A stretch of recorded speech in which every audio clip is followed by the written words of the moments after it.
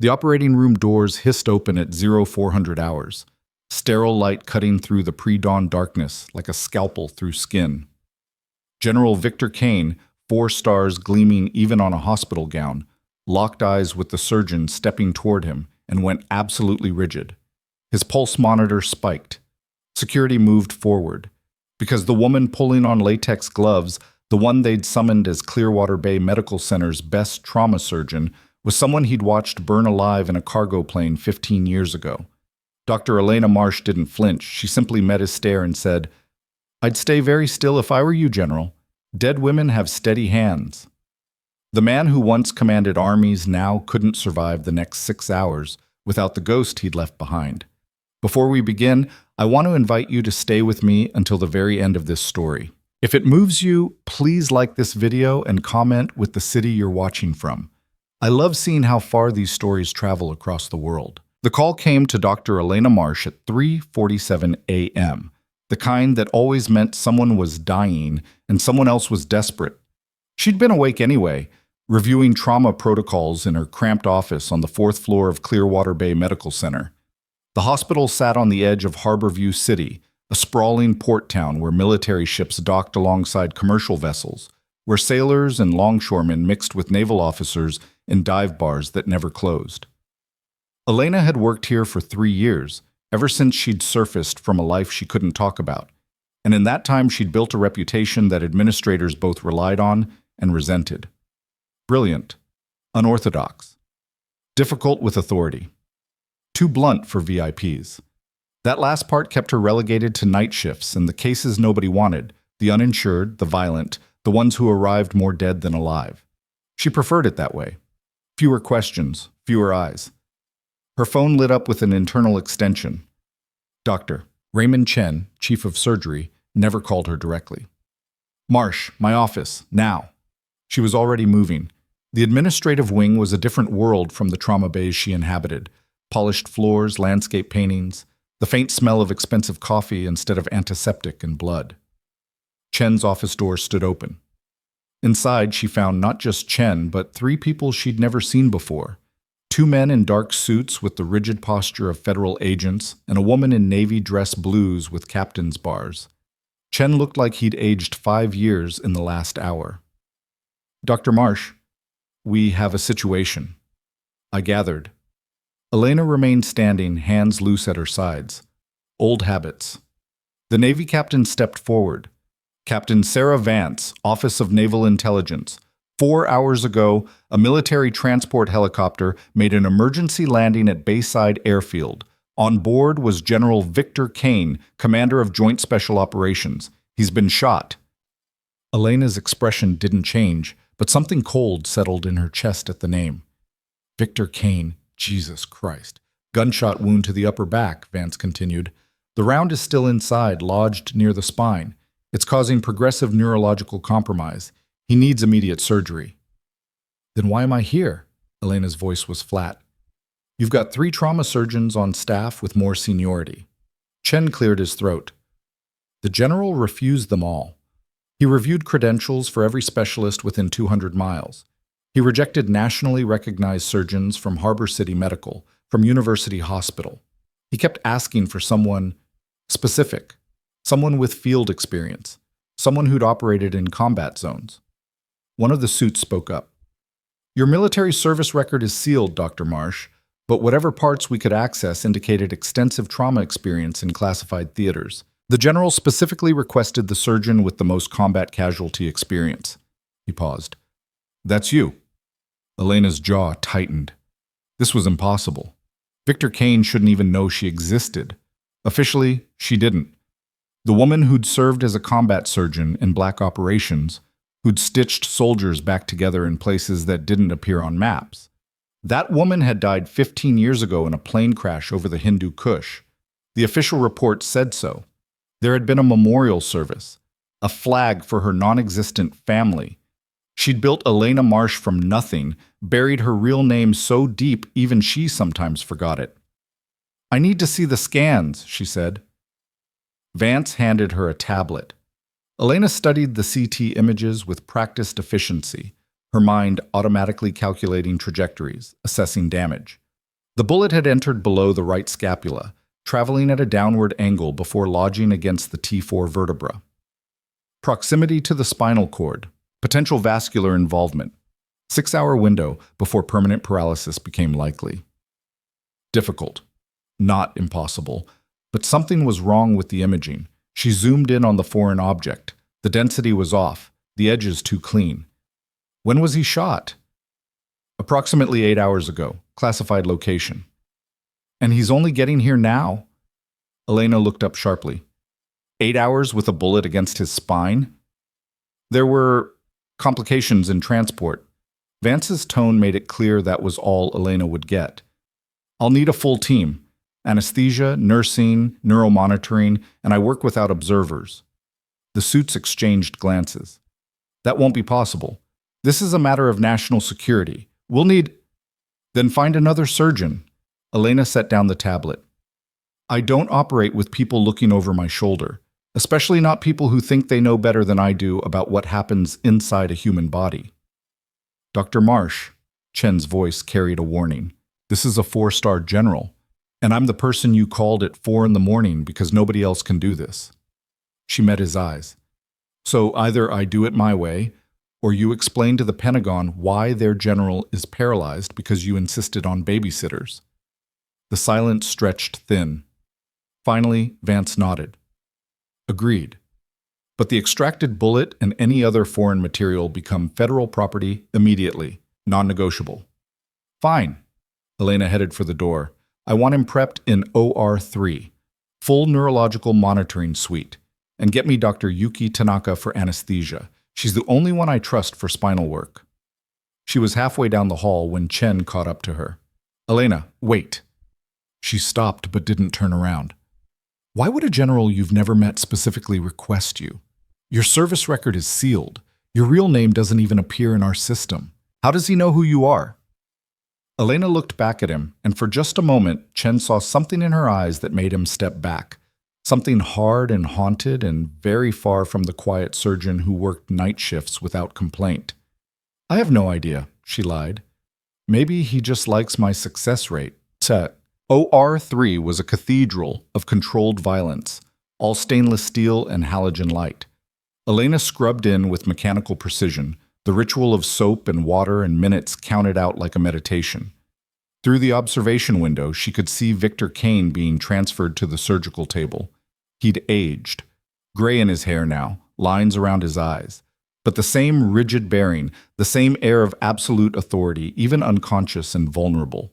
She remembered him younger, harder, shouting orders in a sandstorm while mortars fell like rain. Yuki Tanaka appeared beside her at the scrub sink, already gowned.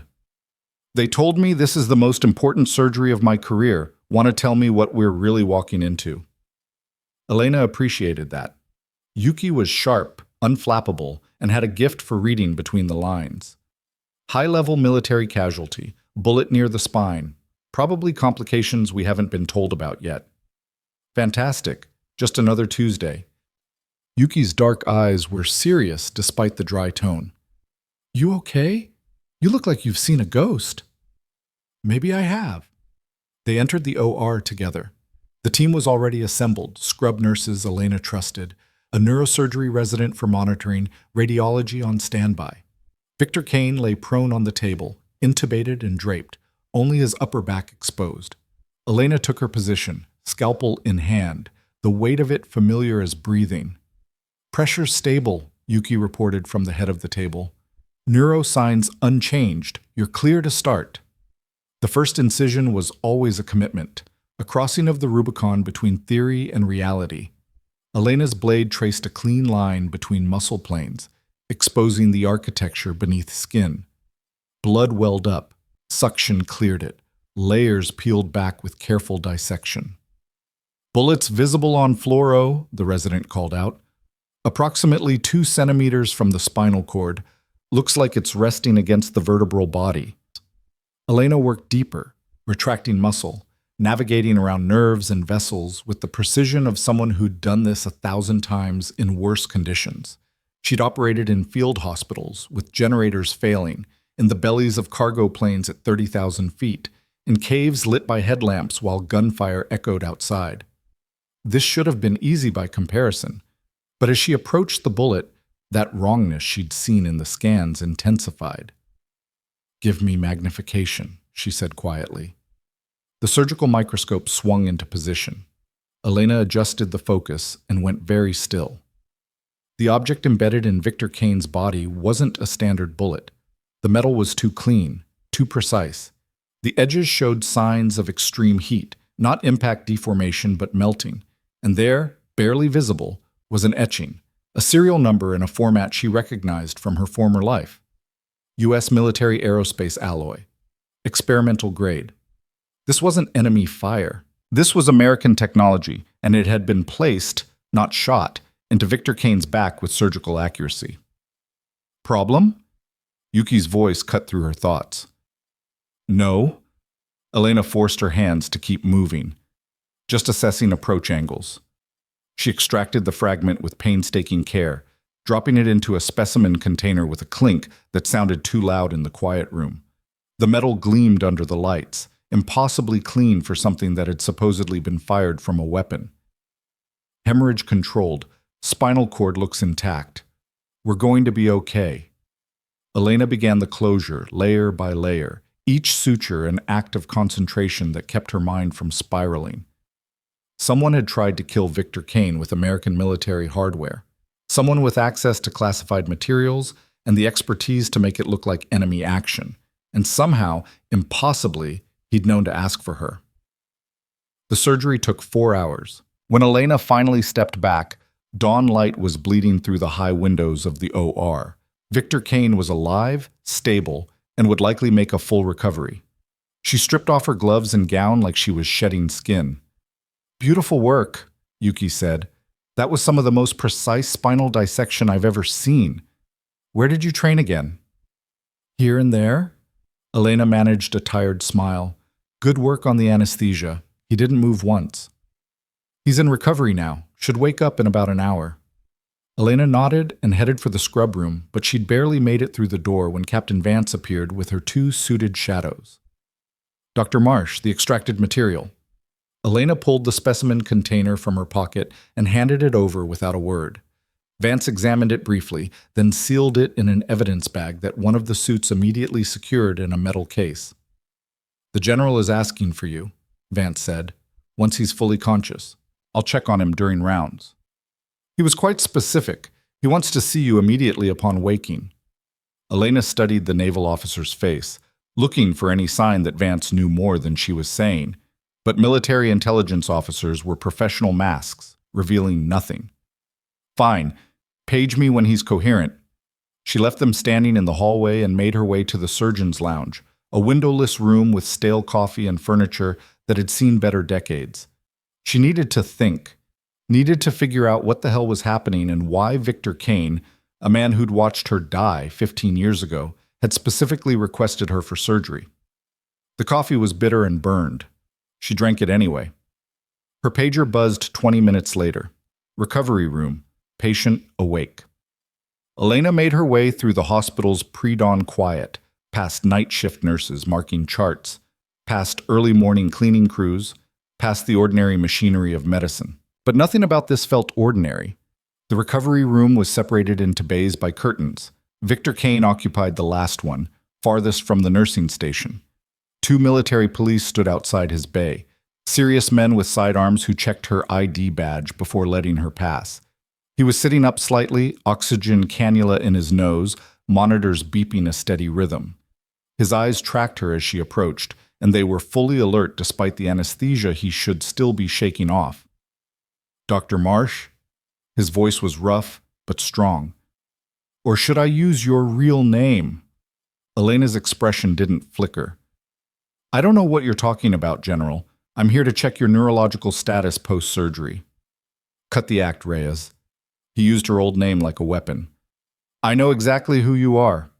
She moved to his bedside, professionally checking his pupils, his grip strength, his sensation in all extremities. "You're experiencing expected post-operative confusion. It's normal after anesthesia. 15 years ago, you were Captain Sofia Reyes, combat surgeon attached to Task Force Wraith. You operated on my men in places that don't officially exist. You saved 12 lives during the Kabul extraction, and you were on Flight 1847 when it went down over the mountains. Except you weren't, were you? Elena's hand stilled. Flight 1847 crashed with no survivors. I read the report. We both know that report was fiction. Victor's eyes were hard. They told me you were dead. They showed me wreckage and DNA evidence. I attended your memorial service, but here you are, very much alive, cutting bullets out of my spine in some nowhere hospital under a fake name. This conversation is inappropriate. You're my patient, and someone just tried to assassinate me with U.S. military hardware. His voice dropped to something just above a whisper. You felt it when you extracted it, didn't you? That wasn't enemy fire. That was one of ours. Elena glanced toward the curtain, toward the MPS standing guard outside. You need to rest. Your body just underwent significant trauma. I need you to listen. Victor's hand shot out, gripping her wrist with surprising strength. Because whatever got you declared dead 15 years ago, it's the same thing that put that medal in my back. And if they're willing to kill a 4-star general, they sure as hell won't hesitate to finish what they started with you. The monitors beeped. A nurse called out from another bay. Elena carefully removed his hand from her wrist. I'll be back to check on you in 4 hours. In the meantime, follow the nursing staff's instructions and don't try to be a hero. You just had spinal surgery. She turned to go, but his voice stopped her at the curtain. They're going to try to remove me from this hospital, Sophia. Within the next 12 hours, someone is going to show up with federal authority and transfer me to a secure facility. Once that happens, I'll disappear into the system, and they'll finish what they started. He paused. I requested you because you're the only person I know who's already dead, which makes you the only one who might actually help me. Elena looked back at him, this man who commanded thousands, who'd seen her at her best and her worst, who'd shaken her hand at a memorial service for a woman who'd never existed. Get some rest, General. You're going to need it. She walked out past the MPs, past the nursing station, past the ordinary morning of an ordinary hospital. But her mind was racing, cataloging details, assessing risks, falling back into patterns of thought she'd spent 15 years trying to forget. Because Victor Kane was right about one thing, that medal in his back was American, which meant someone in the U.S. military infrastructure had tried to kill him. And if they'd gone to those lengths, they wouldn't stop just because he'd survived surgery. Elena made her way to the hospital's medical records room, a dusty basement archive that most staff had forgotten existed since everything went digital. But she knew that truly sensitive files, the kind related to classified military patients, still existed in physical form, locked in cabinets that required both a key and a security code. She had neither. But she had 20 minutes before her next scheduled case, and she'd learned a long time ago that locks were just suggestions for people with the right motivation. The file she wanted was marked with federal seals and warning labels. Inside, she found Victor Kane's admission paperwork, his medical history, his emergency contact information. But there was also something else, a notation from the helicopter crew that had transported him. Patient was conscious and alert during transport. Repeatedly stated, it was thermal, inside the aircraft, not external fire. Administered sedation per protocol at 0230 hours. Elena read it 3 times. Thermal, inside the aircraft. Victor Kane hadn't been shot during a firefight. He'd been attacked inside his own helicopter by someone using a thermite-based weapon, the kind designed to cut through armor, to create precise damage, to look like equipment malfunction rather than deliberate sabotage. Her hands were steady as she photographed the page with her phone, replaced the file exactly as she'd found it, and locked the cabinet. This was bigger than one general. This was systematic, sophisticated, and backed by people with serious resources. She needed to talk to Victor again. But when she returned to the recovery room 20 minutes later, the MPs were gone. The bay was empty, and Captain Vance was standing there with a new set of federal agents, these ones wearing Department of Defense credentials. "Where is he?" Elena demanded. "General Kane has been transferred to a secure medical facility for continued care," Vance said smoothly. "His condition was deemed too sensitive for a civilian hospital. He just had spinal surgery. He's not stable for transport." "That decision was made above your pay grade, Doctor." One of the DoD agents stepped forward. "We appreciate your service in this matter. You'll receive appropriate commendation through official channels. The general's care is now a matter of national security. Elena looked at Vance, searching for any crack in the professional facade. You know this is wrong. Something flickered in the captain's eyes. Doubt, maybe, or guilt. But it was gone in an instant. This matter is closed, Dr. Marsh. I suggest you return to your regular duties. They left her standing in an empty recovery bay, surrounded by the ghosts of everything she'd spent 15 years running from. Elena walked back to her office in a daze, past staff starting their morning routines, past patients being wheeled to imaging, past the ordinary catastrophes of an ordinary day. But her mind was 3 moves ahead, running scenarios, calculating probabilities. Victor Kane had asked for her specifically because she was already dead, because she existed outside the system that was trying to kill him, because she was the only one who might actually help. She sat at her desk and stared at her computer screen, at the schedule of surgeries and rounds and administrative meetings that made up her carefully constructed normal life. Elena Marsh, quiet surgeon, too blunt for VIPs, relegated to night shifts in the cases nobody wanted. That woman was safe. That woman was invisible. But Captain Sophia Reyes, the woman who'd operated in war zones, who'd seen things that didn't officially exist, who'd been declared dead to protect something she couldn't even remember clearly anymore, that woman knew how to fight. Her phone buzzed. Unknown number. She almost didn't answer. Dr. Marsh. The voice was young, female, terrified. My name is Lieutenant Amy Chen. I was General Kane's aide. They just took him. 3 men in federal suits. They said it was a secure transfer, but they wouldn't let me accompany him. They wouldn't tell me where. And the general, right before they sedated him, he managed to say one thing. He said, "Find Reyes." Elena closed her eyes. I don't know anyone by that name. Please. I've been with the general for 2 years. He's the most paranoid man I know when it comes to security, and he's terrified. He wouldn't be terrified unless something was very, very wrong. He told me once that if anything ever happened to him, if he ever disappeared, to look for a combat surgeon who died in 2010. He said that person would know what to do. You're asking me to commit federal crimes based on the paranoid ramblings of a man coming out of anesthesia. I'm asking you to help me save someone who's dedicated his entire life to protecting this country. Someone who's apparently protected you too, because you're still alive when you're supposed to be dead. The line went quiet except for the sound of breathing. Where are you right now? Elena asked finally. Parking garage. Level 3. Gray Honda Civic. Stay there. Don't call anyone else. Don't tell anyone else about this conversation. I'll be there in 10 minutes. Elena ended the call and sat for a moment in the artificial calm of her office. She could walk away, go back to her surgeries, her night shifts, her carefully controlled existence. Let Victor Kane disappear into whatever black site they were taking him to. Let this entire situation resolve itself without her involvement. But she'd spent 15 years running from the person she used to be, and that person wouldn't have hesitated. She grabbed her jacket and headed for the parking garage. Lieutenant Amy Chen looked exactly like her voice suggested, young, military precise, and scared out of her mind. She was sitting in her car with the engine running, hands gripping the steering wheel like it was the only thing keeping her anchored to reality. Elena slid into the passenger seat. Tell me everything, from the beginning. And don't leave anything out. Amy took a shaky breath and began to talk.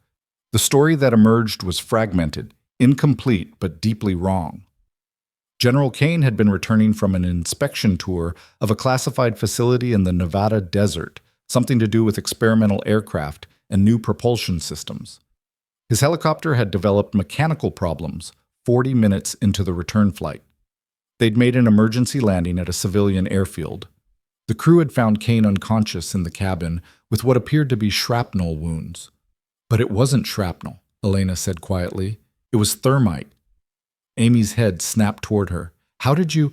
Because I removed it from his back, and because thermite doesn't leave ballistic wounds. It leaves thermal damage. Precise, controlled, surgical. Elena's mind was working through the implications. Someone planted a thermite charge in his helicopter. Small, probably disguised as part of the aircraft systems. Designed to activate mid-flight, to look like equipment failure. But something went wrong. Maybe it activated late. or in the wrong position. Instead of being instantly fatal, it just wounded him. Who would do that? The general is someone with access to classified military hardware, someone who knows aircraft systems, someone who can make a murder look like an accident and has the authority to cover it up afterward. Elena turned to face the lieutenant. What was the general investigating in Nevada? What did he see that got him marked for elimination? I don't know. He didn't share operational details with me. But I know he was angry when he came back. He made 3 encrypted calls from the helicopter before we took off. I couldn't hear what he said, but his tone... Amy shivered. I've never heard him sound like that. Like he'd discovered something that changed everything. Elena's phone buzzed. Text message from an unknown number. They're looking for you. Time to choose sides. She stared at the message. Victor Kane somehow, even while being transported to God knows where, had managed to get word to her. They're going to come after anyone he's had contact with, Elena said. That means you, Lieutenant. That means me. That means anyone he might have told about whatever he found. So what do we do? We? Elena almost laughed. We do nothing. You go back to your duty station, you act normal, and you forget this conversation ever happened. You're a junior officer. You have plausible deniability. Use it. And what about you? Elena looked out at the parking garage, at the ordinary cars of ordinary people living ordinary lives. She'd fought so hard to become one of them. And in one night, one surgery, one ghost from her past, it had all come apart. I'm already dead, remember? Which means I've got nothing to lose. She got out of the car and walked back toward the hospital, her mind already 3 steps ahead, planning, calculating, falling back into rhythms she'd thought she'd forgotten. By the time she reached her office, she'd made her decision. She had 8 hours before her next scheduled surgery. 8 hours to become someone she'd spent 15 years burying. 8 hours to find out who was trying to kill a 4-star general and why they'd been willing to fake her death to keep her from interfering. Elena Marsh locked her office door, pulled up the encrypted files she'd kept hidden for a decade and a half, and started making calls to people who didn't officially exist. Outside her window, the sun was rising over Harborview City, painting the sky in shades of blood and fire. And somewhere in the machinery of the military-industrial complex, someone was about to discover that the dead woman they'd tried to bury was coming back to life. The first number she called hadn't been active in 12 years, but it rang anyway. 3 times. Then silence. Then a voice like gravel in cigarettes. This line doesn't exist. Neither do I, Elena said, but here we are. A pause that stretched for 3 heartbeats, then, Reyes, Jesus Christ, we buried you. You buried a name. I need information, Mackenzie. Off the books. Way off. Colonel James Mackenzie, retired officially, though men like him never really retired, had run intelligence operations in places that appeared on no map. He'd been Elena's commander during her last deployment, the one that had ended with a plane crash and a closed casket funeral. You know I can't help you. Whatever you're into, I'm out of that game. Victor Kane just got extracted from Clearwater Bay Medical with a thermite wound in his back made to look like enemy fire. Someone with access to classified aerospace materials tried to kill him, and now he's disappeared into the system. You telling me that doesn't interest you? The silence this time was different, calculating.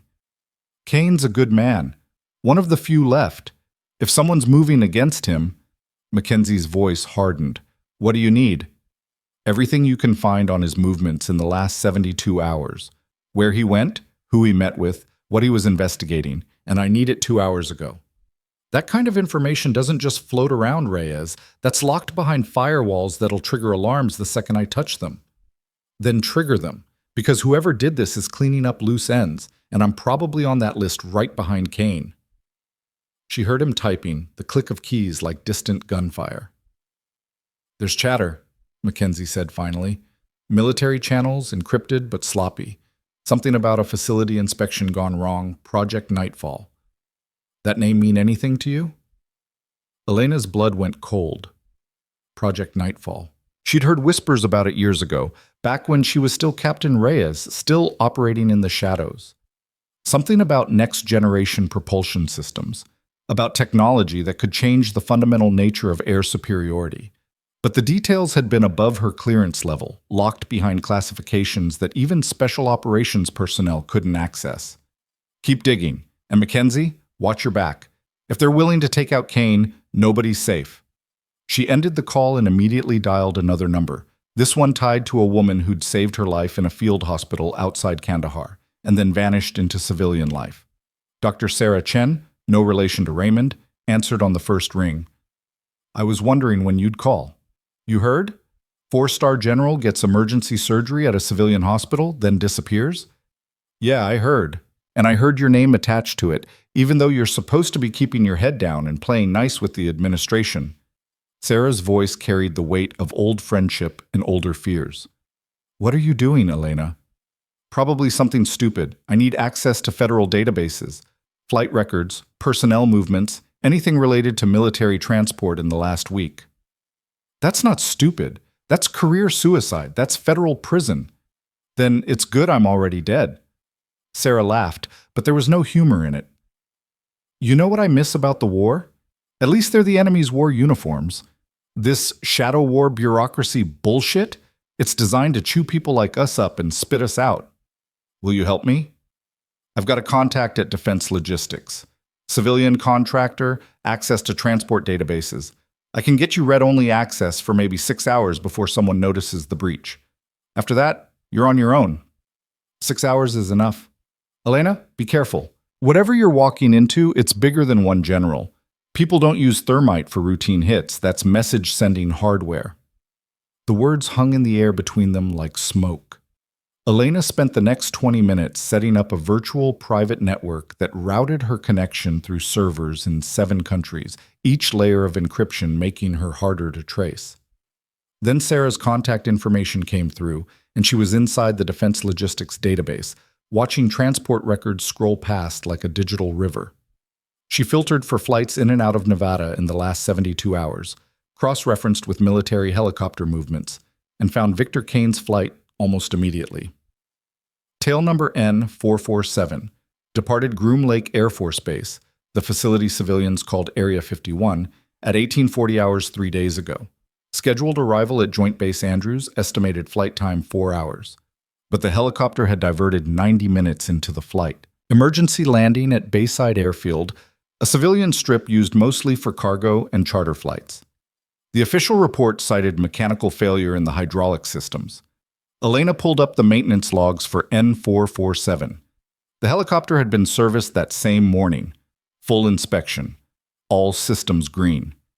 The crew chief who'd signed off on it was a 20-year veteran named Rodriguez with an impeccable service record. She made a note of his name. Then she pulled up the passenger manifest. Victor Kane, 1 aide, 2 security personnel, and the flight crew. But there was an amendment filed 4 hours after the emergency landing, an additional passenger added to the original manifest.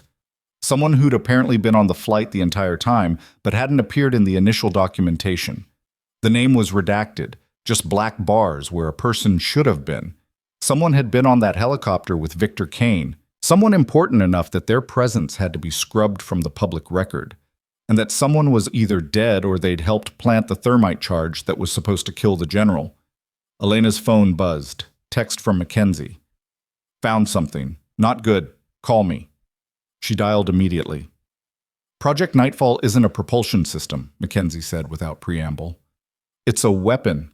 Directed energy, satellite-based, capable of surgical strikes anywhere on the planet with zero conventional signature. And 3 days ago, Victor Kane witnessed a test firing that wasn't supposed to happen.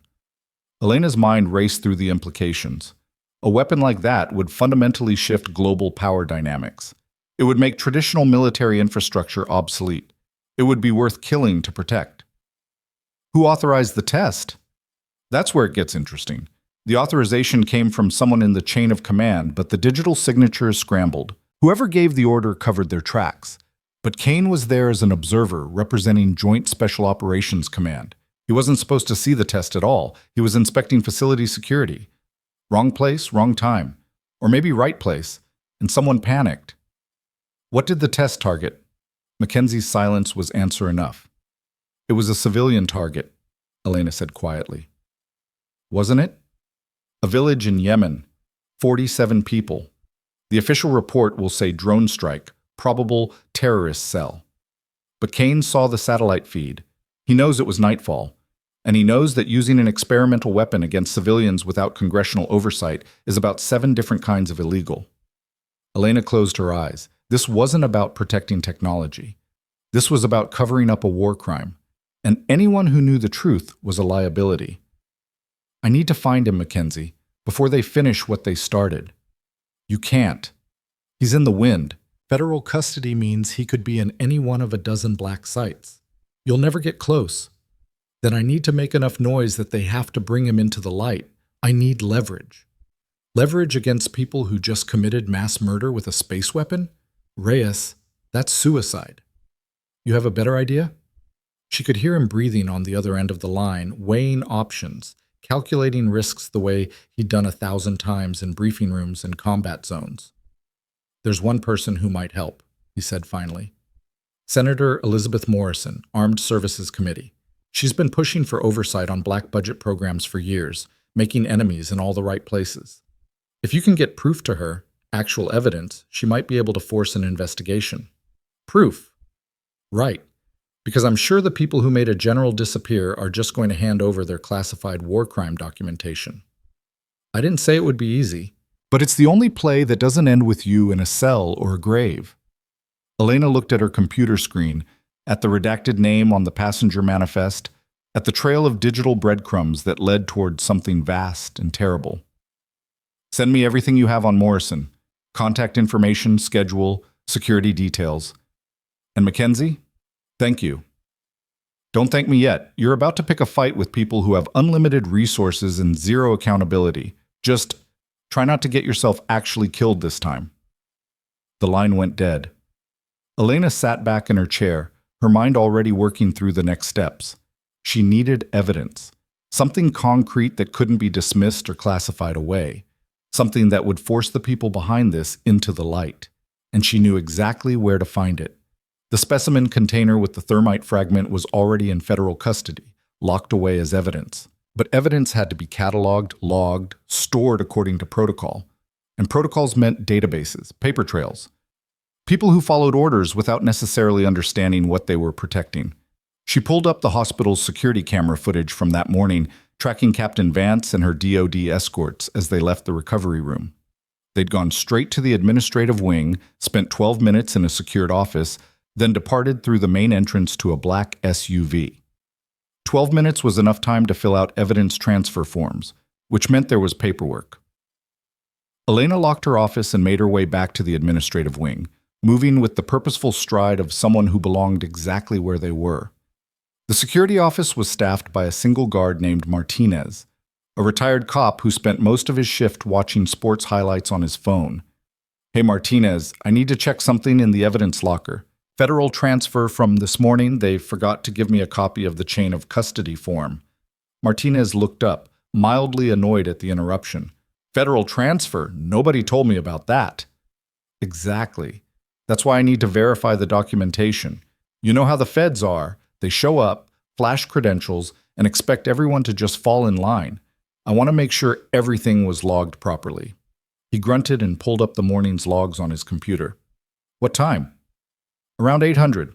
Captain Vance, Naval Intelligence, with DOD escorts. Yeah, here it is. Evidence transfer, medical specimen signed for by... He squinted at the screen. Deputy Director Marcus Hall, Defense Advanced Research Projects. DARPA. Of course, the agency that developed experimental weapons and didn't answer to normal oversight channels. Can I get a copy of that transfer receipt? Martinez shrugged and hit print. A single page emerged from the printer, standard federal form with signatures and timestamps. Elena scanned it quickly. The specimen had been transferred to DARPA Facility 7, location classified, for analysis related to ongoing national security investigation. She photographed the document with her phone before handing it back. Thanks. Just wanted to make sure we're covered if anyone asks questions. Bureaucracy, Martinez muttered, already returning to his phone. Nobody trusts anybody anymore. Elena left before he could reconsider his helpfulness. DARPA Facility 7 wasn't a location she recognized, but the designation told her it was one of the deep black sites. the kind that existed in budgets but not on maps.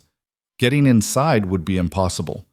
But she didn't need to get inside. She just needed to prove the evidence existed and connect it to Project Nightfall. Her phone rang. Unknown number again, but the area code was Washington, D.C. Dr. Elena Marsh? The voice was female, crisp, professional.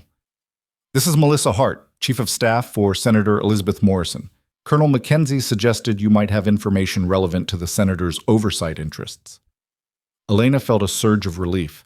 Mackenzie worked fast. I have information about an illegal weapons test and the attempted murder of a 4-star general, but I need guarantees of protection before I go on record.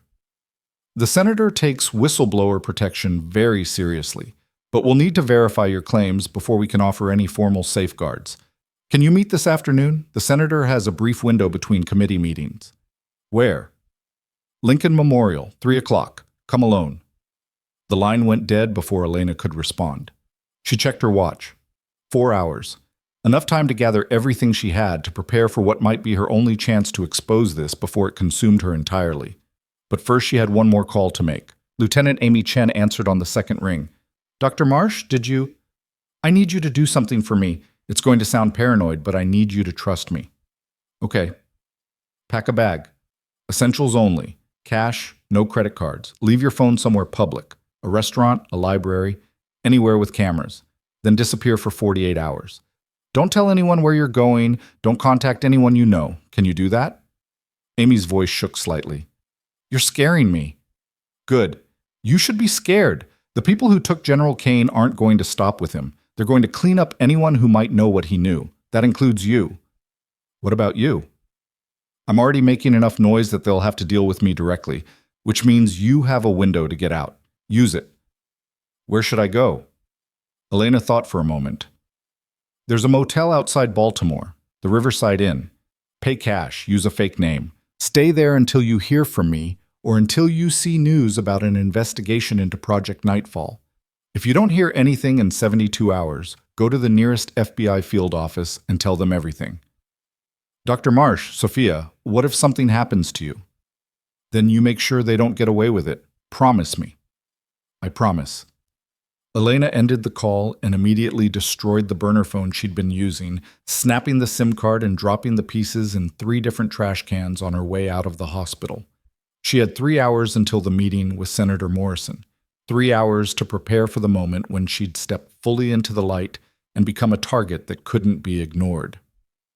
She went home to her small apartment in the old part of Harborview City, the kind of neighborhood where people minded their own business and didn't ask questions. The apartment was sparse, functional, designed for someone who could leave at a moment's notice. She'd lived out of bags for too many years to accumulate much weight. From a locked box under her bed, she pulled items she'd hoped never to use again. A second identity, complete with passport and credit cards. Encrypted USB drives containing files from her previous life. And a Glock 19, cleaned and maintained even though she'd never fired it outside her range. She packed methodically, each item chosen for maximum utility and minimum bulk. Then she sat at her kitchen table and wrote out everything she knew about Project Nightfall, about Victor Kane's attempted assassination, about the thermite fragment and the cover-up. She made 3 copies, sealed them in separate envelopes, and addressed them to different journalists and watchdog organizations. If something happened to her, the truth would still get out. Her phone, her real phone, the one registered to Elena Marsh, buzzed with a call from Raymond Chen. Elena, where are you? You missed your afternoon cases. We have 2 trauma surgeries scheduled and no primary surgeon. I'm sorry, Raymond. Family emergency. I need to take a few days. A few days? Elena, you can't just disappear. We have patients, we have schedules. I know, and I'm sorry, but this can't wait. She could hear his frustration, his confusion. What's going on? This isn't like you. Ever since that general's surgery, you've been acting strange. If you're in some kind of trouble, I'm handling it. I'll be back as soon as I can. She ended the call before he could press further, then turned off the phone and removed the battery. From now on, she'd be off the grid. The drive to Washington took just under 4 hours. Elena made it in 3, pushing her aging Honda through traffic with the single-minded focus of someone running toward danger instead of away from it. She arrived at the Lincoln Memorial 40 minutes early and spent the time surveying the area, looking for anything out of place. Tourists clustered around the steps, taking photos and posing with the massive statue. Joggers ran past on the paths around the reflecting pool. Everything looked normal, ordinary, safe. But Elena had learned a long time ago that danger rarely announced itself. At exactly 3 o'clock, a woman in a business suit approached the memorial steps. Mid-40s, steel gray hair cut short, the kind of purposeful stride that spoke of power and confidence. She stopped 10 feet from where Elena was standing. "Dr. Marsh? Senator Morrison? Melissa Hart, Chief of Staff. The senator is waiting in the car, if you'll come with me." Elena hesitated. Getting into a vehicle meant surrendering control, putting herself at the mercy of people she didn't know. But she'd committed to this path. She followed Hart to a black sedan parked near the tree line. The back door opened and Senator Elizabeth Morrison looked out. "Dr. Marsh, thank you for coming. Please, get in."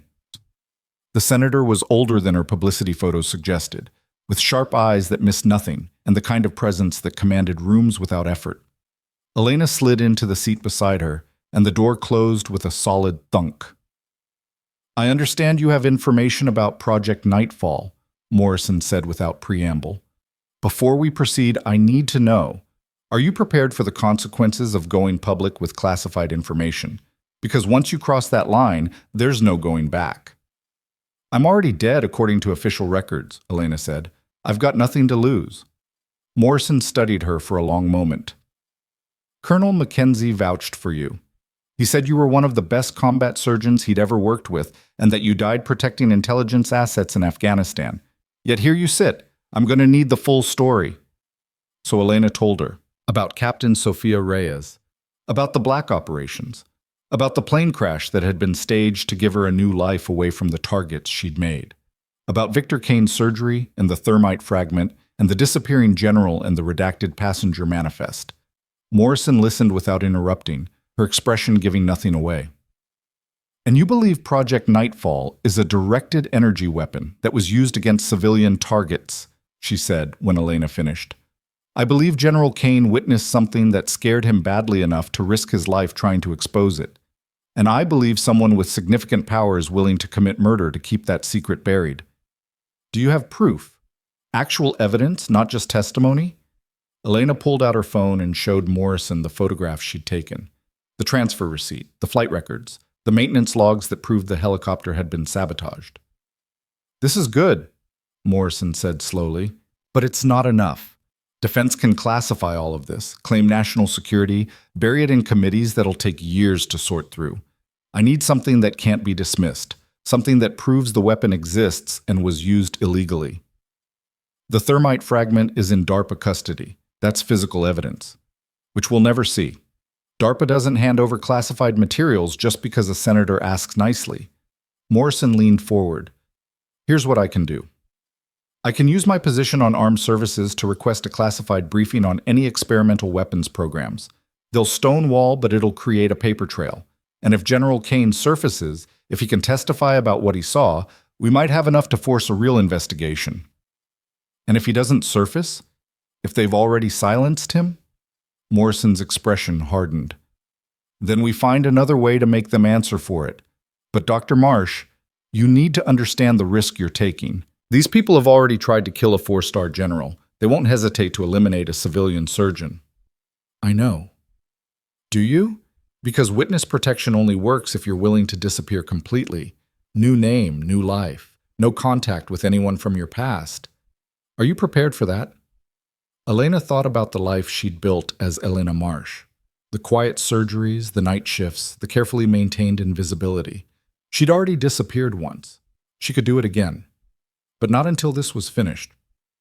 "I'm prepared for whatever it takes to make sure Victor Kane didn't die for nothing." Morrison nodded slowly. "Then we're going to need to move fast.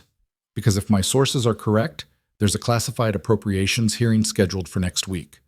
Project Nightfall's funding renewal. If we can disrupt that, force questions into the public record before they can shut us down." The car window exploded inward in a shower of glass. Elena felt herself being thrown sideways as Morrison's driver hit the accelerator, tires screaming against pavement. More shots, precise, professional, aiming for the vehicle's tires and engine block. "Get down!" Morrison shouted, but Elena was already moving, her body responding with muscle memory from a dozen firefights. She hit the floor of the sedan as bullets punched through the rear windshield, safety glass spiderwebbing, but holding.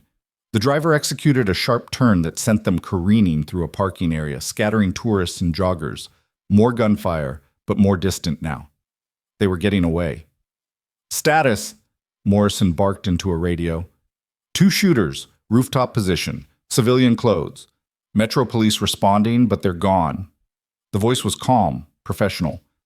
"Ma'am, we need to get you to a secure location immediately." The sedan sped through Washington traffic, running red lights and forcing other vehicles aside. Elena could taste blood. She'd bitten her lip in the initial impact, and her ears were ringing from the gunfire. "Are you hit?" Morrison demanded, checking herself for wounds. "No, you?" "Fine. Melissa?" From the front seat, Hart responded. "I'm okay. Jesus Christ. They tried to kill us in broad daylight." Morrison's face was pale, but her voice was steel. They just made a mistake. This was supposed to be quiet, surgical, deniable. But attempted assassination of a U.S. senator? That's going to trigger investigations they can't control. Elena felt her phone vibrate in her pocket. Text from an unknown number. "Congratulations. You've graduated from witness to target. The general sends his regards. He's alive. For now. V." She showed the message to Morrison, whose expression shifted from shock to grim determination. "They're using Kane as bait, trying to draw you out so they can eliminate you both. Or they're telling me he's still alive because they want me to know what they're about to do to him." The sedan pulled into an underground garage beneath a federal building, concrete walls closing in around them as armed security personnel surrounded the vehicle. Morrison's detail moved with practiced efficiency, clearing the area and establishing a perimeter. But Elena was barely paying attention. Her mind was racing through scenarios, calculating odds, falling back into the strategic thinking that had kept her alive in war zones. Victor Kane was alive, which meant there was still time. "I need to find him," she said. Morrison looked at her like she'd lost her mind. "You just survived an assassination attempt. You're going into protective custody until we can sort this out." "Protective custody means I'm locked in a box while they finish what they started. Number. I'm not hiding." "Dr. Marsh, Senator, with all due respect, you do your job and I'll do mine. You make noise in Congress, force hearings, create political pressure. But finding Kane, that's not a political problem. That's tactical. And I'm better at tactics than I am at testifying." She was out of the car before Morrison could stop her, moving through the parking garage toward the exit with quick, purposeful strides. Security personnel moved to intercept her, but Morrison's voice cut through the tension. "Let her go." Elena looked back. The senator was standing beside the bullet-riddled sedan, glass in her hair, but her eyes were clear and hard. "Find him," Morrison said. "Find Kane and bring me proof I can use. But Dr. Marsh? Don't get yourself killed. I need you alive to testify." Elena nodded once and disappeared into the stairwell. She emerged into Washington afternoon sun with a target on her back and a dead man waiting to be found. The city around her hummed with ordinary life, office workers grabbing coffee, tourists consulting maps, the mundane machinery of government and commerce. But beneath it all, in the classified spaces between official and deniable, a war was being fought. And Elena had just chosen her side. Her phone buzzed again, this time a call from Mackenzie. "You alive?" "For now. They hit us at the Lincoln Memorial. Professional shooters, clean escape." "I heard. It's all over the federal channels. Someone's panicking, Sophia. They're making moves that leave tracks. That means they're either desperate or they've got a timeline." "Timeline for what?" "I don't know. But I've got a location on Kane. My source inside Defense Intelligence just sent it through. He's being held at a private medical facility in Virginia, technically a DoD contractor site, but it's off the normal grid, the kind of place they use for renditions when they want plausible deniability. Elena's heart rate kicked up. "Send me the address." "Already done. But Sophia, this is a trap. They're letting me find him. They want you to come." "I know. And you're going anyway." "I'm going anyway." She heard him sigh, a sound full of old friendship and older regrets. Then you're going to need backup. Give me 2 hours. I can have a team assembled. No teams, no cavalry, just me. Less noise, less chance they execute him the moment they detect an assault. That's suicide. That's tactics. I go in quiet, confirm he's alive, get proof, get out. Simple. Nothing about this is simple. Then it's good I've had practice with complicated. She ended the call as the address came through. Ashford Medical Complex, 40 minutes outside D.C. in the Virginia countryside. Listed as a private rehabilitation facility but with enough federal contracts and security classifications to make it functionally a black site. Elena flagged a taxi and gave an address 3 blocks from the facility. During the drive, she pulled up everything she could find on Ashford Medical, satellite imagery, staff directories, patient reviews from the legitimate side of their operations. The facility was large, modern, surrounded by woods that provided natural cover and isolation. Getting in would be hard. Getting out with Victor Kane would be nearly impossible. But impossible was just another word for nobody's tried the right approach yet. The taxi dropped her at a diner, and she walked the remaining distance through suburban streets that gave way to rural roads, and finally to forest. The sun was setting, long shadows stretching across the ground like reaching fingers. She approached Ashford Medical from the east, moving through trees with the silent patience of someone who'd done this 1,000 times. The facility was surrounded by a fence, but it was designed more to keep patients in than intruders out. Security cameras covered the obvious approaches, but there were blind spots where the woods pressed close. Elena waited until full dark, then moved. The fence was 12 feet of chain link topped with razor wire, but there was a drainage culvert that ran beneath it, probably how the facility dealt with runoff during storms. She crawled through 6 inches of muddy water, came up on the other side covered in filth but inside the perimeter. The main building was a 3-story structure of glass and steel, trying too hard to look welcoming, but the barred windows on the 3rd floor told a different story. She circled the building, staying in shadows, counting security personnel and camera positions. 4 guards on rotation, all armed but relaxed. They weren't expecting trouble. That would change the moment she made her move. Elena found what she was looking for on the north side, a service entrance used for deliveries and maintenance. The lock was electronic but old, the kind vulnerable to simple bypass if you knew what you were doing. She knew what she was doing. The door clicked open, and she was inside. The service corridor smelled of industrial cleaner and recycled air, fluorescent lights humming overhead in that particular frequency that made Elena's teeth ache. She moved quickly but carefully, keeping her footsteps silent on the linoleum, her breathing controlled and shallow. Every door she passed had a small window reinforced with wire mesh, most revealing empty storage rooms or janitor closets. She found the stairwell at the corridor's end and paused to listen. Voices drifted down from above, casual conversation, something about a basketball game, guards making rounds. She waited until their footsteps faded, then started climbing. The 2nd floor was administrative, offices with nameplates, filing cabinets visible through glass doors, the mundane infrastructure of a medical facility. But the 3rd floor would be different. That's where they'd keep the patients who weren't supposed to exist. Elena reached the landing between 2nd and 3rd floors and found her path blocked by a security door with a keycard reader. She knelt beside it, pulling a small toolkit from her jacket pocket. The reader was newer than the one downstairs, harder to bypass, but she'd broken into secure facilities in countries where getting caught meant torture and execution. This was just another lock. 30 seconds. The reader beeped green and the door clicked open. The 3rd floor corridor was dimmer, quieter, the air heavy with that particular stillness found in places where people were kept against their will.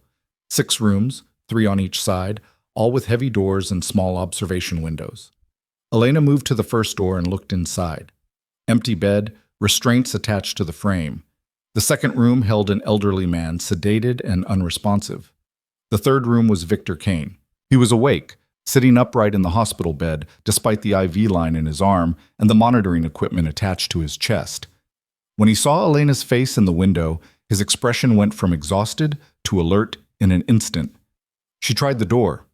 Locked, and this one had a physical deadbolt in addition to the electronic system. Breaking in would make noise, trigger alarms, bring security running. Victor was already moving. He stood carefully, favoring his back where she'd operated just hours ago, and crossed to the door. He pointed to the observation window, then made a series of hand signals, military tactical signs that Elena recognized from another life. 2 guards, armed. Rounds every 30 minutes. Last check 10 minutes ago. She signed back. Can you walk? He nodded, then pointed to the IV and monitoring equipment with a questioning look. Elena checked her watch. If the guards were on a 30-minute rotation and had checked 10 minutes ago, that gave her 20 minutes to get him disconnected, out of this room, and away from the facility before they discovered his absence. Not enough time. But it would have to be. She signed, 2 minutes. Be ready. Then she moved back down the corridor, her mind racing through options. She needed a distraction, something that would pull security away from this floor long enough for her to extract Kane. Fire alarm would work, but might trigger automatic lockdowns. Medical emergency would bring staff running, but in the wrong direction. She pulled out her phone and sent a text to Mackenzie. Need chaos. Ashford Medical. Now. His response came back in seconds. On it. Elena returned to Kane's door and waited, counting heartbeats, listening to the building's ambient sounds. Somewhere below, she heard raised voices. Then alarms began blaring, not fire alarms, but security alerts, the kind that meant perimeter breach. Mackenzie had come through. Footsteps pounded past in the stairwell as guards rushed to respond to whatever crisis he'd manufactured. Elena gave it 30 seconds, then went to work on Kane's door lock. This one was trickier, designed to keep people in rather than out, but the principle was the same. The lock disengaged, and she pushed inside. We need to move fast, she said, already disconnecting his IV with practiced efficiency. Can you run? I can move. Victor's voice was rough but steady. But we need to talk about what they... Later. Right now, we focus on getting out alive. She pulled the monitoring leads off his chest, silencing the equipment that would otherwise trigger alerts when his vitals disappeared from the nursing station displays. Victor was wearing hospital scrubs and paper slippers, nothing resembling real clothes, but there was no time to find alternatives. They're going to kill Morrison, he said as they moved into the corridor. The senator. There's a scheduled Armed Services Committee hearing next week, and they've already positioned an asset to... I know, she's already in protective custody. We were ambushed this afternoon. Victor grabbed her arm, his grip surprisingly strong. Then they're escalating. That means the timeline's moved up. The Nightfall authorization vote is happening sooner than planned. What authorization vote? I'll explain when we're not in a black site prison. Which way out? Elena led him toward the stairwell, her senses hyper-alert for any sign of guards returning. The security alarms were still blaring, Mackenzie's distraction holding, but it wouldn't last much longer. They had minutes at best. They made it down to the second floor before running into resistance. The guard came around the corner fast, hand already moving toward his sidearm when he registered their presence. Elena didn't give him time to draw. She closed the distance in 3 steps, drove her elbow into his solar plexus, followed with a knee to his face as he doubled over. He went down hard, unconscious before he hit the floor. You've kept in practice, Victor observed, breathing hard from the exertion of just moving. Old habits. Elena grabbed the guard's radio and weapon. Can you shoot? Not well. The surgery was 6 hours ago. Then stay behind me and try not to get killed. They continued down, but the stairwell door below them burst open and 2 more guards appeared, weapons drawn. Elena fired twice, controlled shots aimed low, hitting legs and knees because she didn't kill people unless absolutely necessary, and these were just contractors doing their jobs. Both guards went down screaming. The radio in her hand erupted with panicked voices. Shots fired, 3rd floor stairwell. All units respond. So much for subtle, Victor muttered. They couldn't use the stairs anymore, not with security converging from below. Elena pulled Victor back into the 2nd floor corridor and made for the windows. They were reinforced but not bulletproof. She fired 3 rounds into the nearest window, shattering the glass, then used the guard's baton to clear the remaining shards from the frame. You're not serious, Victor said, looking at the 2-story drop to the landscaped grounds below. You have a better idea? Several, but none that don't end with us in federal custody. Then we jump. Elena went first, landing in a controlled roll that absorbed most of the impact. Pain shot through her shoulder, but nothing felt broken. She stood and looked up at Victor, who was hesitating at the window. "I just had spinal surgery," he called down, "and you'll have another one if you don't move your ass." He jumped. Elena caught him as best she could, but they still went down in a tangle of limbs. Victor gasped in pain, his face going white. "Can you move?" "Define move." She got him upright, supporting most of his weight, and they made for the tree line. Behind them, the facility erupted in chaos, guards pouring out of exits, searchlights sweeping the grounds, dogs barking in the distance. They crashed into the woods just as the first spotlight found where they'd been standing. Elena pushed Victor down into the underbrush and went still, controlling her breathing, listening to the sounds of pursuit organizing behind them. "They're going to sweep the perimeter," Victor whispered. "Thermal imaging if they're smart. We can't outrun them." "We don't need to outrun them. We just need to not be where they're looking." She pulled out her phone and sent another text to Mackenzie. "Extraction. Grid reference following." She included their GPS coordinates and added, "Hot pursuit, minutes only." His response, "ETA 12 minutes. Stay alive." 12 minutes was an eternity when you were being hunted. Elena looked around, assessing terrain, calculating approach vectors. The drainage culvert she'd used to enter was 100 yards east, but that's where they'd expect escapees to exit. Going deeper into the woods would buy time, but eventually they'd be cornered. "There," Victor said, pointing to a small maintenance shed barely visible in the darkness. "If we can get inside, let them sweep past us. Then we're trapped. When they come back to secure the perimeter. No, we keep moving. Stay ahead of the search pattern. Make them chase us in the wrong direction."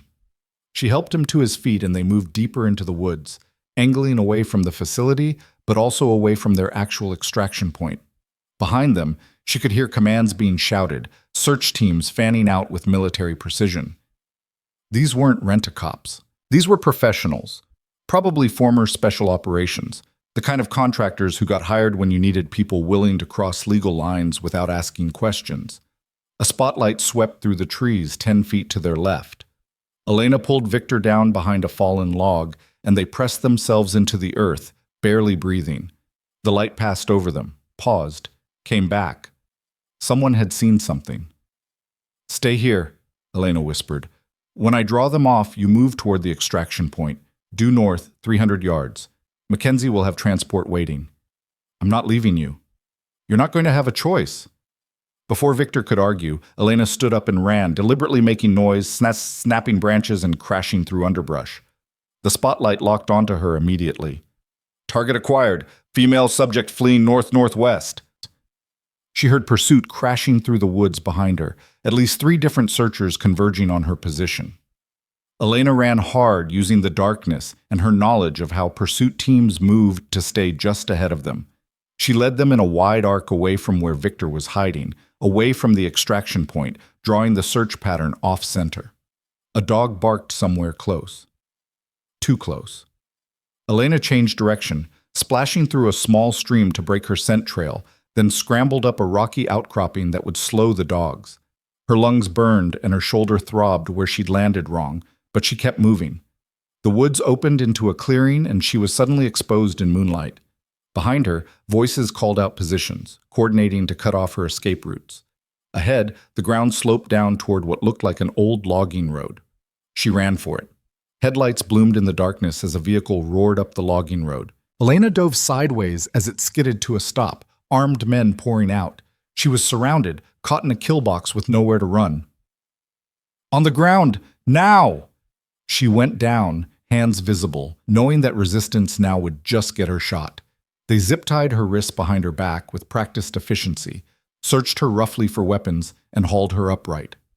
"Where's the general?" Elena stayed silent. The lead contractor, a man built like a linebacker with cold eyes that had seen violence, stepped close. "We can do this easy or hard. Your choice. But either way, you're going to tell us where Victor Kane is." "I have no idea what you're talking about." He nodded to one of his men, who drove a fist into Elena's kidney. Pain exploded through her core, and she went to her knees, gasping. "Last chance. Where is he?" Through the pain, Elena managed to smile. "Probably already out of here, but thanks for the chat. The contractor raised his hand to signal another blow, but his radio crackled. All units be advised. Vehicle approaching facility main gate. Unidentified black SUV, multiple occupants. Everyone froze. Is that gate security? The contractor demanded into his radio. Negative. Civilian vehicle. Wait. They're displaying federal credentials. FBI. They're demanding entry under federal warrant. The contractor's expression shifted from confident to uncertain in a heartbeat. FBI presence meant complications, meant official involvement that couldn't be quietly disappeared. Someone had made a serious miscalculation. Mackenzie, Elena thought, you beautiful bastard. Lock down the facility, the contractor ordered. Full security protocol. Get all sensitive materials secured, and get her inside before the feds start asking questions we can't answer. They dragged Elena back toward the facility, moving fast now, the professional confidence replaced by the urgency of people scrambling to cover tracks. She didn't resist, conserving her energy, watching for opportunities. The facility was in controlled chaos when they arrived, staff moving patients, documents being shredded, hard drives being wiped. Whatever operation this place supported, they were sanitizing it in real time. They threw Elena into a ground floor office and posted 2 guards outside. Through the window, she could see FBI agents at the main entrance, arguing with facility administrators. One of the agents looked familiar, tall, dark-skinned, with the bearing of someone who'd spent time in military intelligence before transitioning to federal law enforcement. Malcolm Rivers.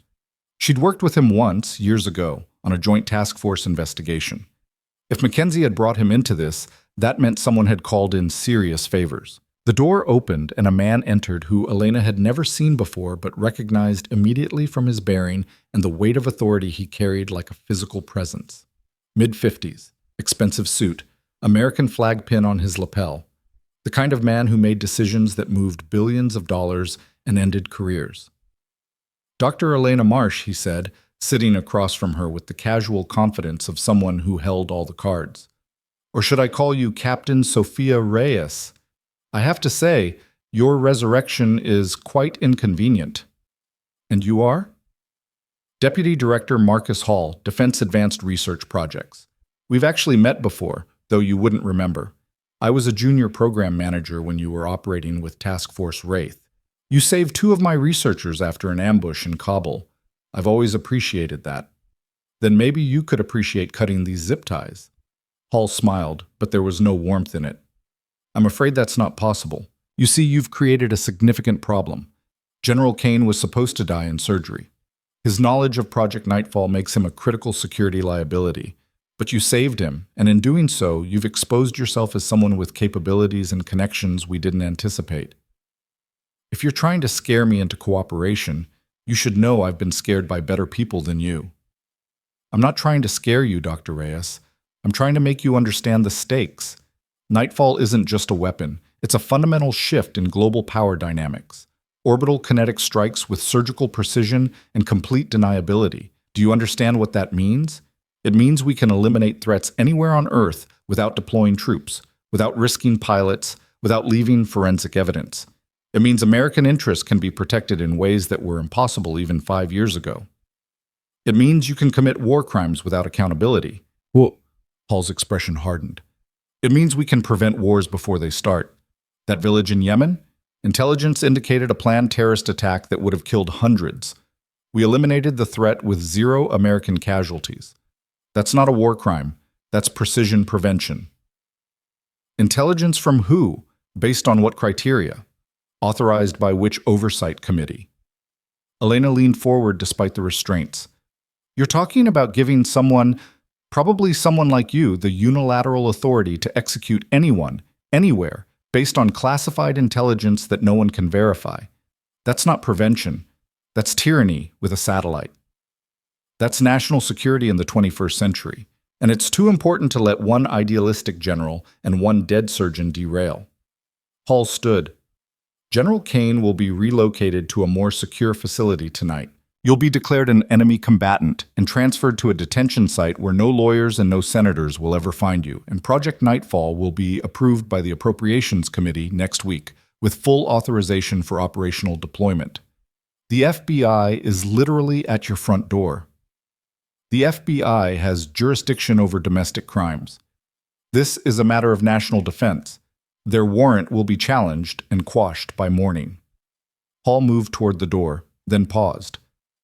For what it's worth, I am sorry.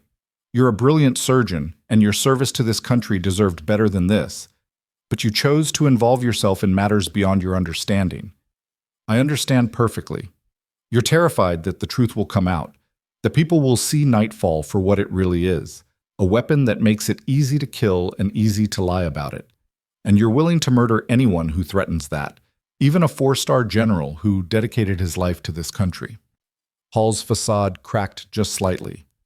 Kane is a dinosaur. He still believes in congressional oversight and public accountability, but the threats we face don't wait for committee hearings and political debates. Sometimes hard men have to make hard choices to keep this nation safe. Is that what you tell yourself when you can't sleep at night? He left without responding, the door closing with a finality that echoed in the small office. Elena was alone with 2 guards outside and the weight of complete certainty that Marcus Hall meant every word he'd said. She would disappear into the system, Victor Kane would be silenced, and Nightfall would become operational despite the murder and corruption required to get it there, unless she found a way out in the next few hours. She tested the zip ties carefully, industrial grade, tight enough to cut circulation if she struggled. The guards outside were professional, maintaining positions that gave them clear sightlines while staying out of arm's reach from the door. No weapons in the office, nothing she could use to cut the plastic restraints. But the office had a computer, and more importantly, it had a phone. Elena stood and crossed to the desk, awkward with her hands bound behind her. She managed to knock the phone receiver off the hook with her shoulder, then used her chin to dial 911. The operator answered on the second ring. 911, what's your emergency? My name is Dr. Sophia Reyes. I'm being held against my will at Ashford Medical Complex in Virginia. There are federal agents at the front entrance right now. I need you to relay to them that a hostage situation is in progress and... The door burst open. One of the guards grabbed the phone and slammed it down, while the other pulled Elena away from the desk. Nice try, the first guard said. But 911 calls from this facility get routed through our security center first. No one's coming to save you. They zip-tied her ankles together for good measure, then left her on the floor like a piece of problematic cargo. Elena lay there, mind racing. The 911 call hadn't worked, but it had told her something useful. The facility had its communications routed through internal security, which meant every call, every email, every digital communication went through systems they controlled. But physical evidence was different. She thought about the thermite fragment, about the transfer receipt she'd photographed, about the flight records and maintenance logs. Digital evidence could be erased, but the actual piece of metal that had been removed from Victor Kane's back, that was real, tangible, impossible to simply delete. And it was somewhere in this facility, probably locked in a secure evidence room, waiting to be destroyed or disappeared as part of the sanitization Hall had ordered. If she could get to it, if she could get it to the FBI agents at the front entrance, it would be physical proof that couldn't be classified away or denied. Proof that someone had used experimental American military hardware to try to assassinate a 4-star general. Elena tested the ankle restraints, tighter than the wrist ties, but not impossible. She started working her legs back and forth, using small movements to gradually stretch the plastic. It would take time she didn't have, but it was the only option available. Outside, she could hear raised voices, the FBI demanding access, facility administrators citing federal regulations and classified protocols. The argument was professional, but heated, the kind of bureaucratic standoff that could last hours. Hours she definitely didn't have. Her ankles were going numb from the restricted circulation when the lights suddenly cut out. Emergency lighting kicked in immediately, bathing everything in dim red. But the sudden shift triggered confusion and alarm throughout the facility. Through the office window, Elena saw the FBI agents use the moment of distraction to push past the administrators and into the building proper, displaying weapons and federal credentials. Someone had cut the main power. Someone was forcing the situation to a crisis point. The office door opened and Malcolm Rivers stood there, FBI credentials in one hand and a knife in the other. He crossed to Elena and cut her restraints with quick, efficient movements. We've got about 90 seconds before they realize the power cut was deliberate and security gets coordinated. Can you move? Elena got to her feet, pins and needles shooting through her extremities as circulation returned. There's physical evidence here. Thermite fragment from General Kane's surgery. We need to find it before they destroy it. Kane's already out. Mackenzie extracted him during the confusion. He's in federal protective custody as of 10 minutes ago. Relief flooded through her. Then we need that evidence. Malcolm hesitated. Elena, we need to get you out. This facility's security is about to lock down hard, and when they do, then we have 90 seconds. Where would they store confiscated materials? Medical evidence room? Security office? He made a decision and grabbed her arm. Follow me. Stay close and don't argue with anyone. They moved through corridors where FBI agents were confronting facility staff, creating controlled chaos that was somehow both professional and utterly devastating to the careful order Hall's people had maintained. Malcolm led her deeper into the administrative section, past offices being searched and computers being seized. He stopped at a reinforced door marked Evidence Storage, authorized personnel only. This is it. Electronic lock, biometric scanner. I've got no authority to breach without probable cause. There's a 4-star general in federal custody claiming attempted assassination. You've got probable cause. If I'm wrong, my career is over. If you're right and you don't act, Nightfall becomes operational, and people like Marcus Hall get to play executioner with a satellite. Elena met his eyes. Your choice, Malcolm. He pulled out his sidearm and shot the electronic lock 3 times. The door swung open. The evidence room was climate-controlled and meticulously organized. Rows of labeled containers and sealed bags documenting whatever investigations or operations this facility supported. Elena scanned the labels, looking for recent entries, looking for anything marked with transfer dates from the last 24 hours. There. 3rd shelf, red tag container, Transfer 482A, Origin, Clearwater Bay Medical, Authorization, Hall, Marcus, DARPA. She grabbed it and broke the seal. Inside, wrapped in protective material, was the thermite fragment she'd extracted from Victor Kane's spine. The serial number was still visible, the aerospace-grade alloy still showing signs of extreme heat exposure. This is it, she said, holding it up. Physical proof that someone used American military hardware to try to kill General Kane.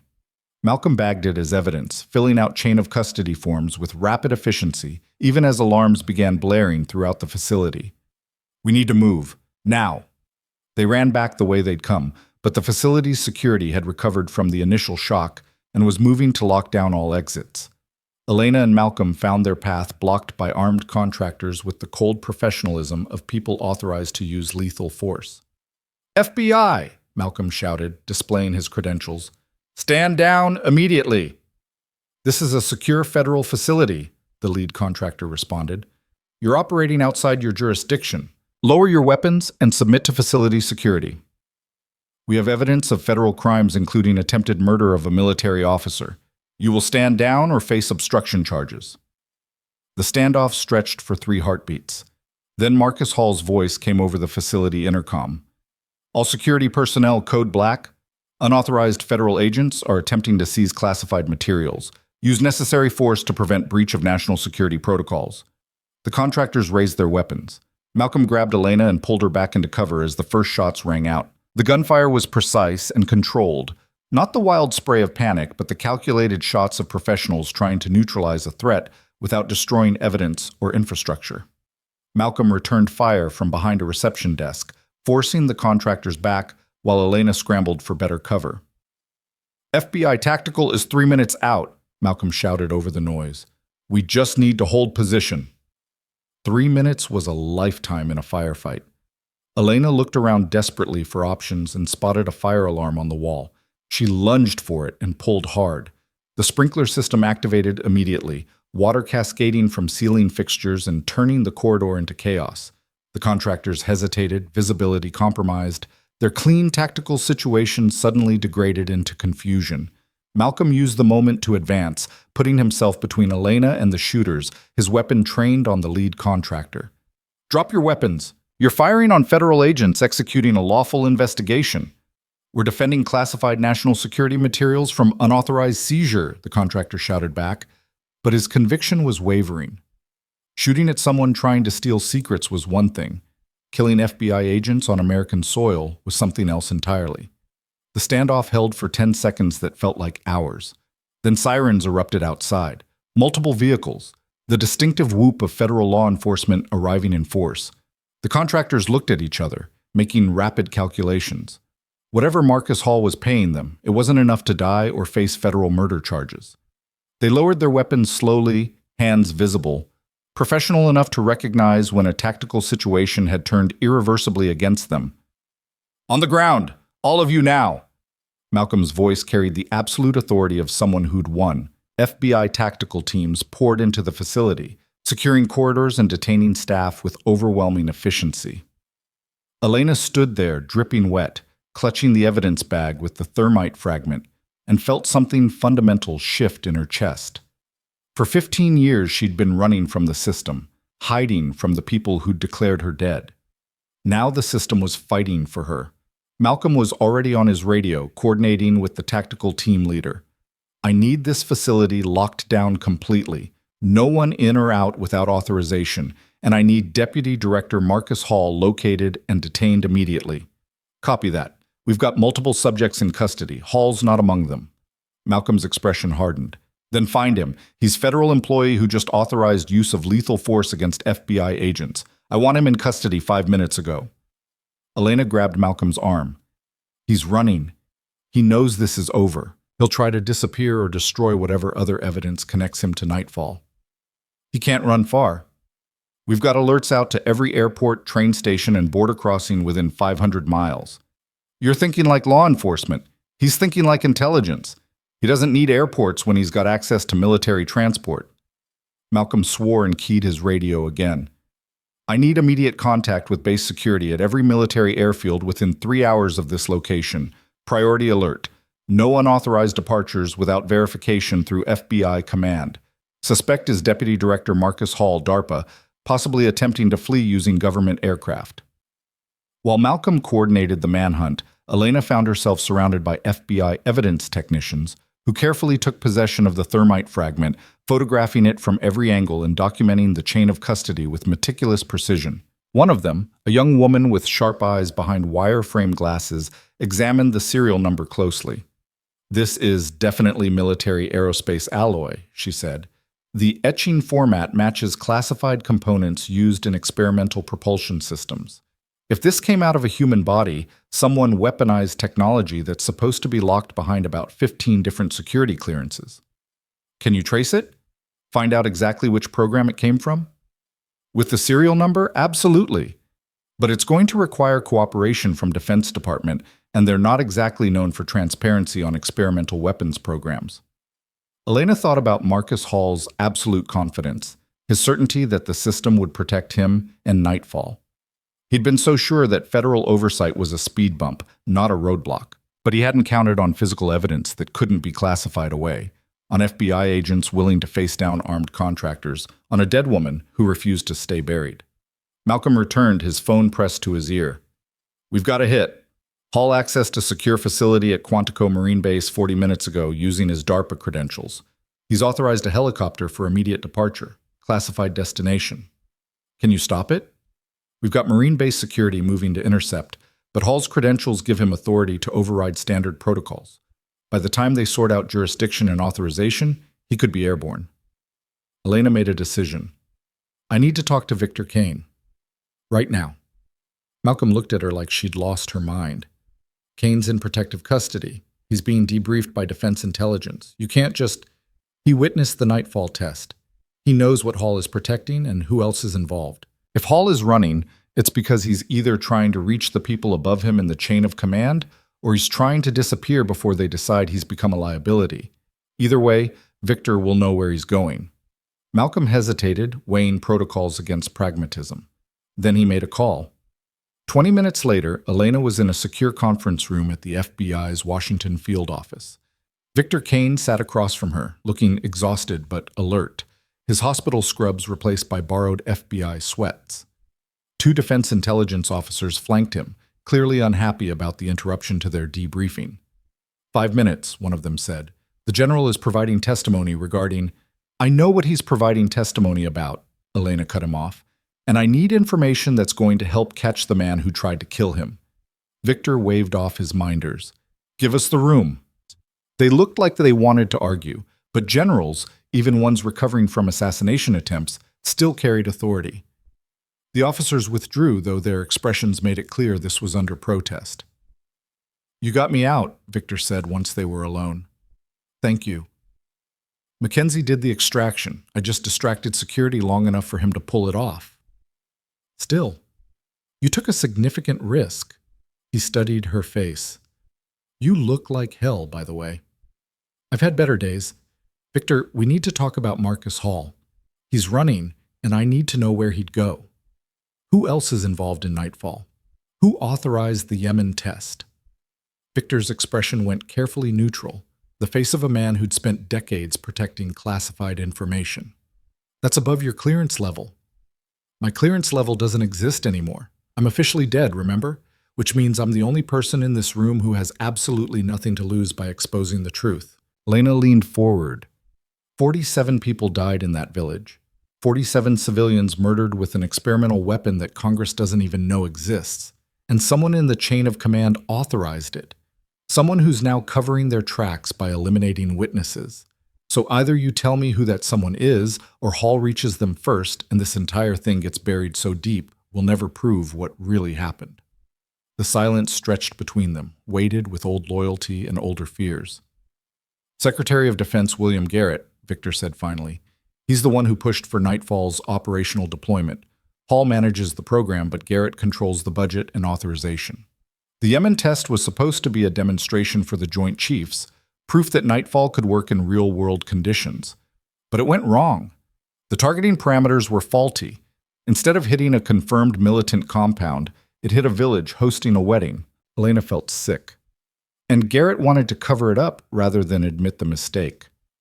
Not just cover it up, double down. He argued that even with the civilian casualties, Nightfall proved its effectiveness. He wanted to move forward with full operational deployment, use the Yemen incident as a worst-case scenario that still achieved mission objectives. Victor's voice was hollow. I told him it was murder. I told him I'd go public if he didn't shut the program down and report the incident through proper channels. That's when Hall showed up with a solution to their Kane problem. Garrett ordered Hall to kill you. Not in so many words, but the authorization came from his office. The thermite device was signed out of a DARPA facility that reports directly to the Secretary's Oversight Committee. Hall was just following orders. Elena thought about Marcus Hall's certainty, his absolute conviction that Nightfall was necessary. He genuinely believed he was protecting national security, but he was really just protecting William Garrett's reputation and the billions of dollars invested in a weapon that had already proven it could kill the wrong people. Where would Hall go if he knew the walls were closing in? Would he run to Garrett? Victor shook his head. Garrett would throw Hall to the wolves in a heartbeat to save himself. No, if Hall is running, he's either trying to destroy evidence that links Garrett to the cover-up, or he's trying to reach someone who can offer him protection in exchange for his silence. Who has that kind of power? In the defense intelligence world? Several people, but only one who's directly connected to Nightfall and has the resources to make someone disappear. Victor paused. Admiral James Pritchard, director of the Defense Intelligence Agency. He's the one who originally championed Nightfall, who brought Garrett on board, who made sure the program stayed buried deep in black budget appropriations where congressional oversight couldn't touch it. Elena pulled out her phone and called Malcolm. I need everything you can find on Admiral James Pritchard, Defense Intelligence Agency, and check if there are any DIA facilities near Quantico where Hall might be heading. She could hear Malcolm typing rapidly. Pritchard, Jesus. He's got 30 years in intelligence, ran operations all over the world. If he's involved in this, we're talking about someone with connections at the highest levels.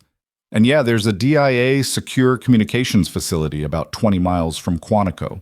Officially, it's a signals intelligence monitoring station, but according to the budget documents I'm pulling up, it's got capabilities for secure satellite uplinks. Satellite uplinks. Like the kind you'd need to operate an orbital weapons platform. Exactly like that. Elena, if Hall reaches that facility and gets access to Nightfall's control systems, he could destroy evidence remotely. Or worse, he could demonstrate Nightfall's capabilities in a way that makes it politically impossible to shut down. Malcolm was already moving. I'm scrambling tactical teams to that location now. But if Pritchard is there, if he's actively protecting Hall, this could turn into a standoff between FBI and Defense Intelligence. That's the kind of interagency nightmare that gets resolved by lawyers and politicians, not field agents.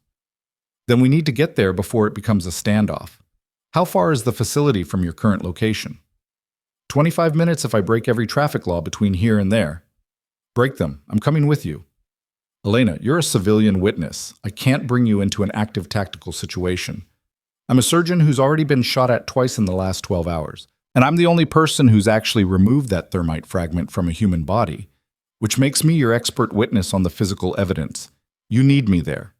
She could hear Malcolm wrestling with protocols and pragmatism. Fine, but you stay in the vehicle until the situation is secure, non-negotiable. Elena grabbed her jacket and headed for the door, but Victor's voice stopped her. Sophia, be careful. Pritchard isn't like Hall. Hall is a true believer who thinks he's protecting the country. Pritchard is a survivor who spent 3 decades playing political chess with people's lives.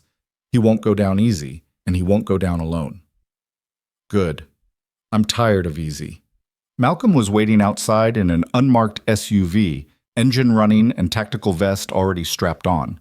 Elena climbed into the passenger seat and they pulled out into Washington traffic with lights flashing and siren wailing. The city blurred past in streaks of neon and shadow as Malcolm pushed the vehicle to its limits. Update from Quantico, Malcolm said, one hand on the wheel while the other held his phone. Hall's helicopter departed 12 minutes ago. Flight plan filed for the DIA communications facility. ETA 6 minutes. Can they stop it from landing? The facility is on DIA property. Marine base security has no jurisdiction unless they get authorization from Defense Department, and guess who controls those authorization channels? Pritchard? Exactly. We're going to get there and find Hall already inside, probably with DIA security providing protection under the guise of safeguarding classified operations. Elena's mind raced through scenarios. What if we bypass DIA entirely? If Nightfall is an orbital weapon, it's probably using military satellites for targeting and communications. Those satellites have to be registered and tracked by Space Force or some other command authority. Can you get to those records? Malcolm glanced at her with something like respect. You're thinking we prove Nightfall exists through the satellite infrastructure rather than trying to get DIA to admit it. Exactly. Hall can destroy program documents and classify operational records, but he can't make a satellite disappear. If we can show that there's an unacknowledged weapons platform in orbit, that's proof the program exists regardless of what DIA claims. Malcolm made a call, speaking rapidly to someone at FBI headquarters. I need immediate contact with Space Force operations. Tell them it's related to an active federal investigation into unauthorized weapons testing. I don't care about their protocols. This is a national security emergency. Yes, I'll hold. They were 15 minutes from the DIA facility when Malcolm's contact came back on the line. Space Force confirms there are 3 classified satellites in geosynchronous orbit that aren't listed in any public registry. The orbital parameters match what you'd expect for a weapons platform with global coverage. But here's the problem. Those satellites are registered under a special access program that requires presidential authorization to even acknowledge. If we try to use this as evidence, defense is going to classify the entire investigation and we'll never see a courtroom. Elena felt frustration building. So we have physical evidence of the thermite fragment. We have Victor Kane's testimony about the Yemen attack. We have satellite proof that Nightfall exists, but none of it matters because they can just classify everything and make it disappear? Welcome to national security law. The rules are different when you're dealing with classified weapons programs. They can literally invoke state secrets privilege and have the entire case dismissed. Then we need something that can't be classified away. Something public, undeniable, that forces this into the light whether they like it or not. Malcolm's phone rang. Different caller, urgent tone. He answered on speaker. Agent Rivers, this is Senator Morrison. I've just been briefed on the situation at Ashford Medical and the evidence you recovered. I'm convening an emergency session of the Armed Services Committee for tomorrow morning. I want you and Dr. Marsh to testify about what you've uncovered. Senator, with respect, testimony can be classified. Defense will invoke executive privilege and not if I make the hearing public, not if I invite press coverage and make it clear we're investigating the attempted assassination of a 4-star general. Morrison's voice was steel-wrapped in velvet. William Garrett can try to classify a weapons program, but he can't classify attempted murder of a military officer. Once that's in the public record, once the media starts asking questions, the whole cover-up falls apart. Elena leaned toward the phone. Senator, Marcus Hall is about to reach a DIA facility that has direct access to Nightfall's control systems. If he gets inside, he could destroy evidence, or worse, he could use Nightfall to create another incident that justifies keeping the program operational. Then stop him. Do whatever you need to do, and I'll handle the political fallout. Morrison paused. Dr. Marsh, you've spent 15 years invisible. Tomorrow morning, I'm going to make sure the entire country knows your name and your story. Are you prepared for that? Elena thought about Captain Sophia Reyes, the woman who died in a plane crash that never happened. About the years spent hiding, the careful invisibility that had kept her safe, but had also kept her silent. I'm prepared for the truth, Senator, however it needs to be told. Good, because we're about to pick a fight with some of the most powerful people in the defense establishment, and we're going to win. The line went dead. Malcolm looked at Elena with new assessment. You know, if we do this, if we actually expose Nightfall, there are going to be consequences. People will say we compromise national security. Our careers could be over. We could face prosecution. I've been dead for 15 years. What are they going to do? Kill me again? He laughed, sharp and genuine. Fair point. They reached the DIA communications facility as the sun was setting, long shadows stretching across the compound. It looked like a corporate office park from the outside. Modern buildings, manicured landscaping, nothing to suggest it housed systems capable of killing people from space. But the fence was 12 feet of reinforced chain link topped with razor wire, and the security checkpoint was manned by armed personnel in civilian clothes who had the bearing of special operations veterans. Malcolm pulled up to the gate and displayed his credentials. FBI, we're here regarding an active federal investigation. The guard barely glanced at the badge. This is Defense Intelligence Agency property. You don't have jurisdiction here. We're pursuing a fugitive who's wanted for attempted murder of a military officer. Marcus Hall, Deputy Director of DARPA. His helicopter landed here 8 minutes ago. I have no record of anyone by that name accessing this facility. Then you're lying, or someone's manipulating your access logs. Either way, I'm coming inside. The guard's hand moved toward his sidearm. Sir, I'm going to ask you to turn your vehicle around and... A black sedan pulled up behind them, and Admiral James Pritchard stepped out. He was tall, gray-haired, with the kind of weathered face that came from decades of making hard decisions. He walked to Malcolm's window with the casual confidence of someone on home territory. Agent Rivers, I'm Admiral Pritchard, Director of the Defense Intelligence Agency. I understand you're looking for Marcus Hall. Yes, sir.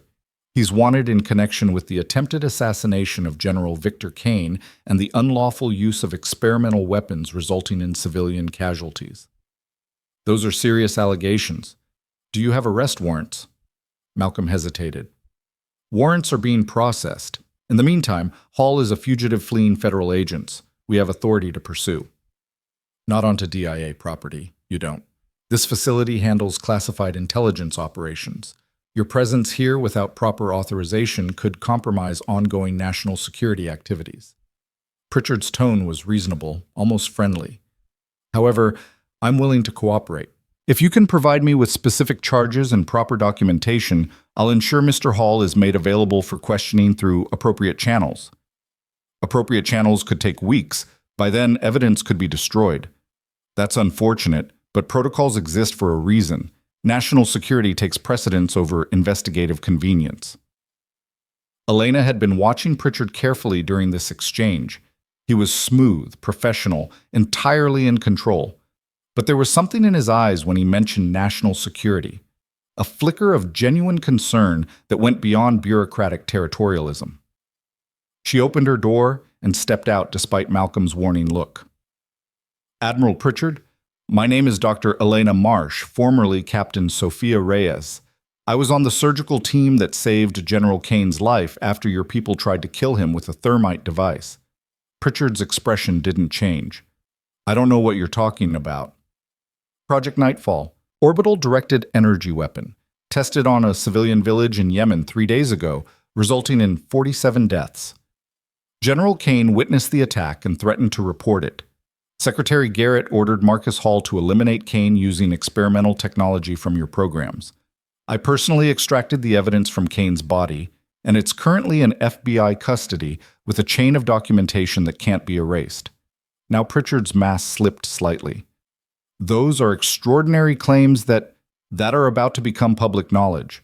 Senator Morrison is convening an Emergency Armed Services Committee hearing tomorrow morning.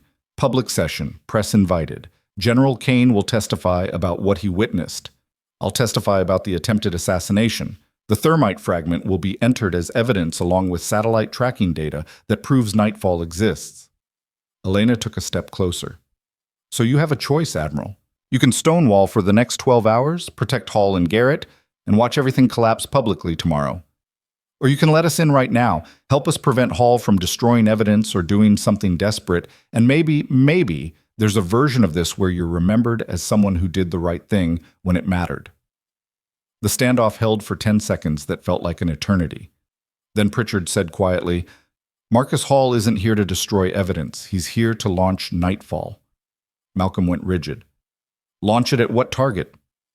I don't know, but 12 minutes ago, he accessed the satellite control systems using emergency authorization codes. The system is powering up for a firing sequence. Pritchard looked genuinely shaken.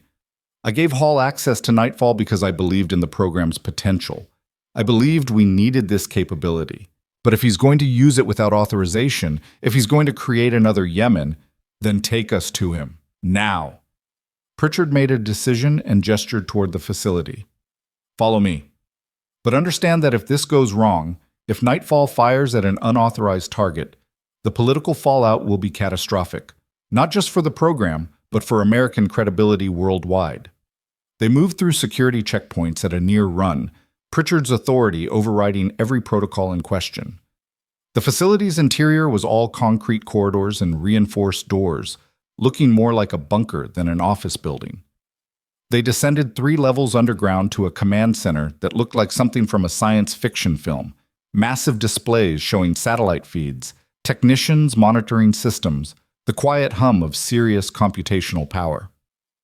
Marcus Hall stood at the main control station, his hands moving over a touchscreen interface. He looked up as they entered, unsurprised and entirely calm. Admiral, I was wondering when you'd arrive, and you've brought Agent Rivers and Dr. Reyes. How thoughtful.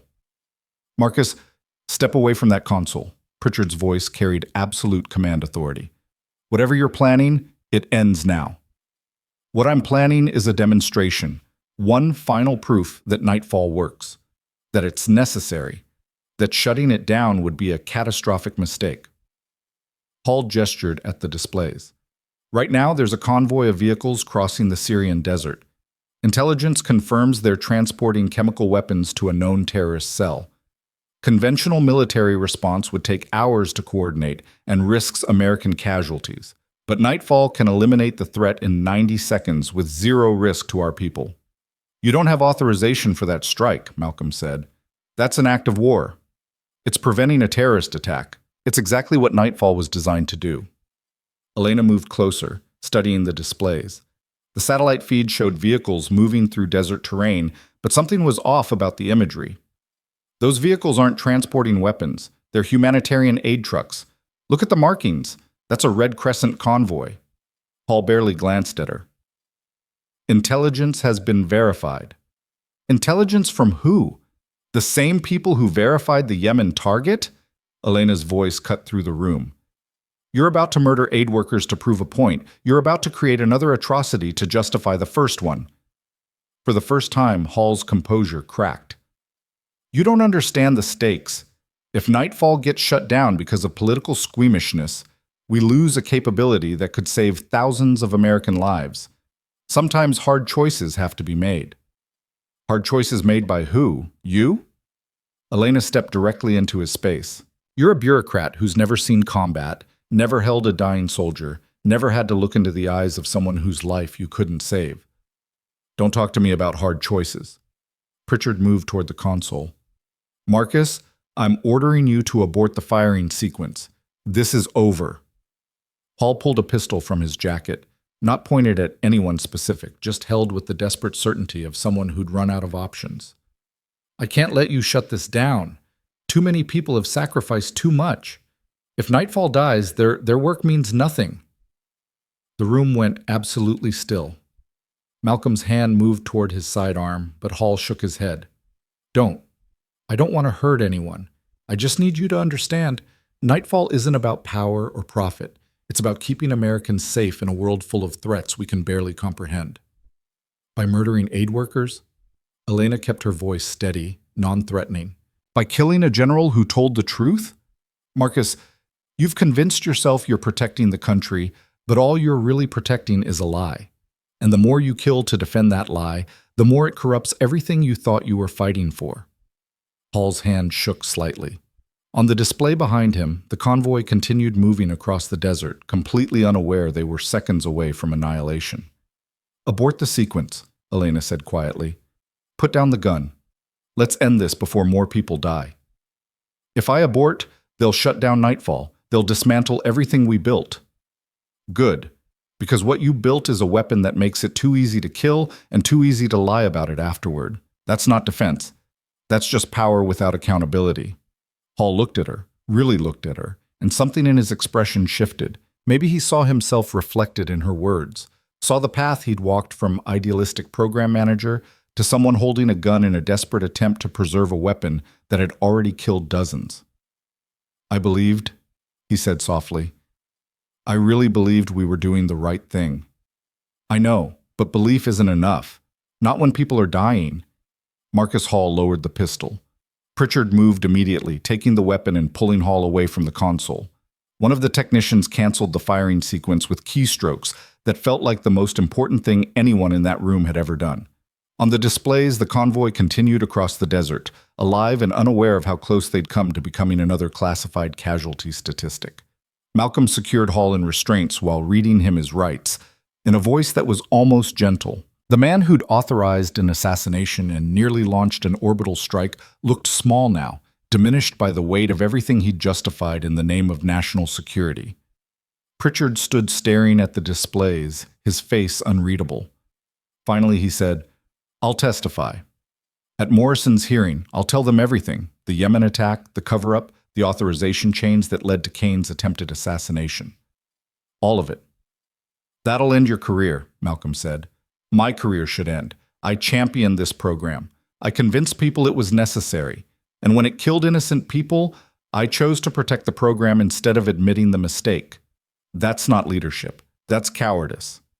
He looked at Elena. You were right, Dr. Reyes. About all of it. Outside, FBI tactical teams were securing the facility and taking DIA personnel into custody for questioning.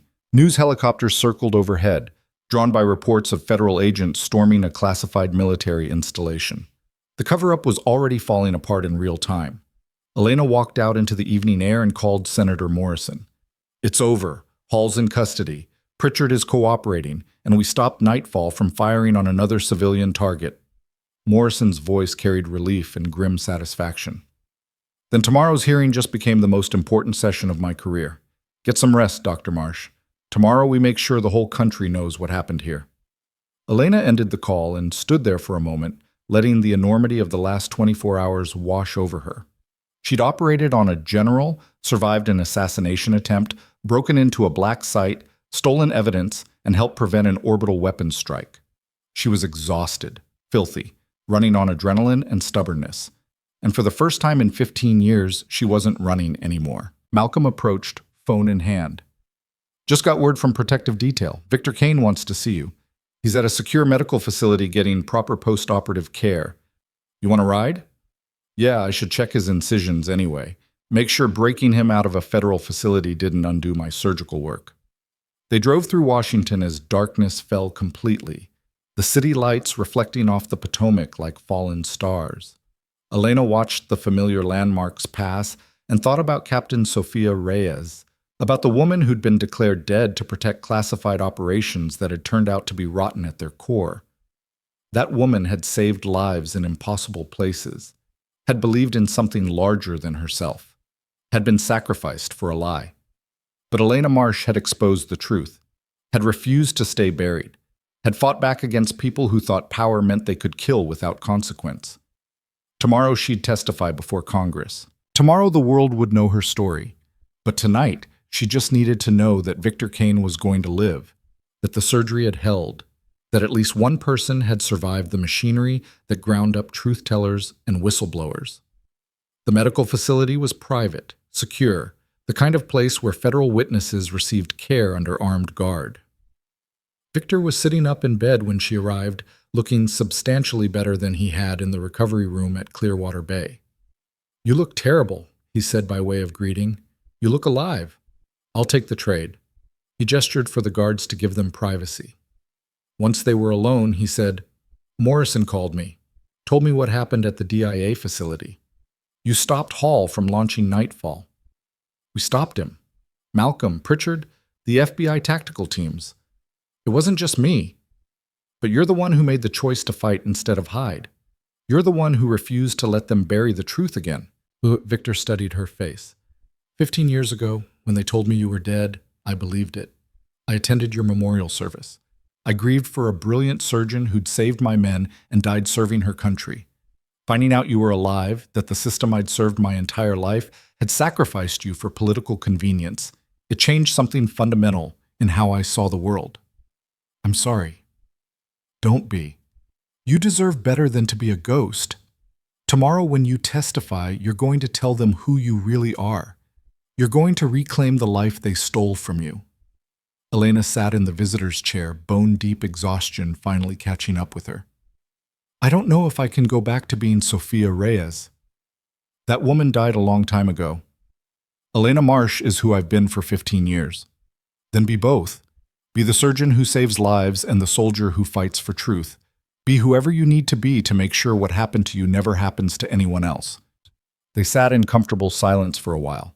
Two people who'd been declared dead and had fought their way back to life, each in their own way. Finally, Victor said, "Thank you. For the surgery, for the rescue, for everything. You didn't have to help me." "Yes, I did. Because if I'd walked away, if I'd stayed invisible and safe, I'd have become exactly what they wanted, someone too afraid to matter. And now?" Elena thought about Senator Morrison's hearing, about testifying under oath, about facing cameras and questions, and the weight of public scrutiny. Now I matter whether they like it or not. She left Victor to rest and found Malcolm waiting in the hallway. "I've arranged accommodations for you at a secure hotel. FBI protective detail until after tomorrow's hearing, and Morrison's chief of staff wants to prep you at 0700 for testimony. What about you? When do you sleep?" "After we put William Garrett in handcuffs. Federal prosecutors are building the case now based on the evidence we recovered and the testimony Pritchard's providing. By this time tomorrow, the Secretary of Defense is going to be answering some very uncomfortable questions." They walked out to the parking lot together, and Elena felt the night air on her face, cool and clean after the recycled atmosphere of command centers and medical facilities. "Malcolm, why did you help me? You risked your career, your reputation, everything. Why?" He was quiet for a moment. "Because 15 years ago, when you were Sofia Reyes, you operated on my brother. He'd been wounded in an ambush in Afghanistan, internal bleeding that should have killed him. But you kept him alive long enough to get to a field hospital. He made it home, got married, has 2 kids now." Malcolm looked at her. "I never forgot that when they told me you died, I thought the world had lost someone irreplaceable. Finding out you were alive, that you needed help, there was never a question of whether I'd do it, only how fast I could move." Elena felt something tight in her chest loosen slightly. "What's your brother's name?" "David. David Rivers. He's a high school teacher in Baltimore now, coaches basketball, lives a completely normal, boring, beautiful life because you gave him a second chance. Tell him I'm glad he made it. Tell him yourself. When this is over, when you've testified and the dust settles, come to dinner. Meet his family. Let him say thank you properly." Elena nodded, not trusting herself to speak. The secure hotel was anonymous and professional, the kind of place that catered to federal witnesses and people who needed to not exist for a while. Elena showered away the filth of the last 24 hours and stood under scalding water until her skin turned red. Tomorrow, she would testify.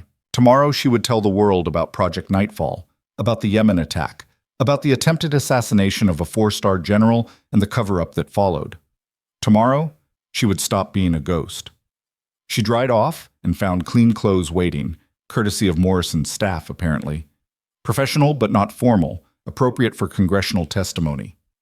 Someone had thought of everything. Her phone buzzed with a message from an unknown number. "You should have stayed dead. This isn't over." Elena stared at the message for a long moment, then deleted it.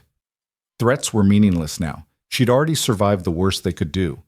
She was about to put the phone down when it rang. Senator Morrison's number.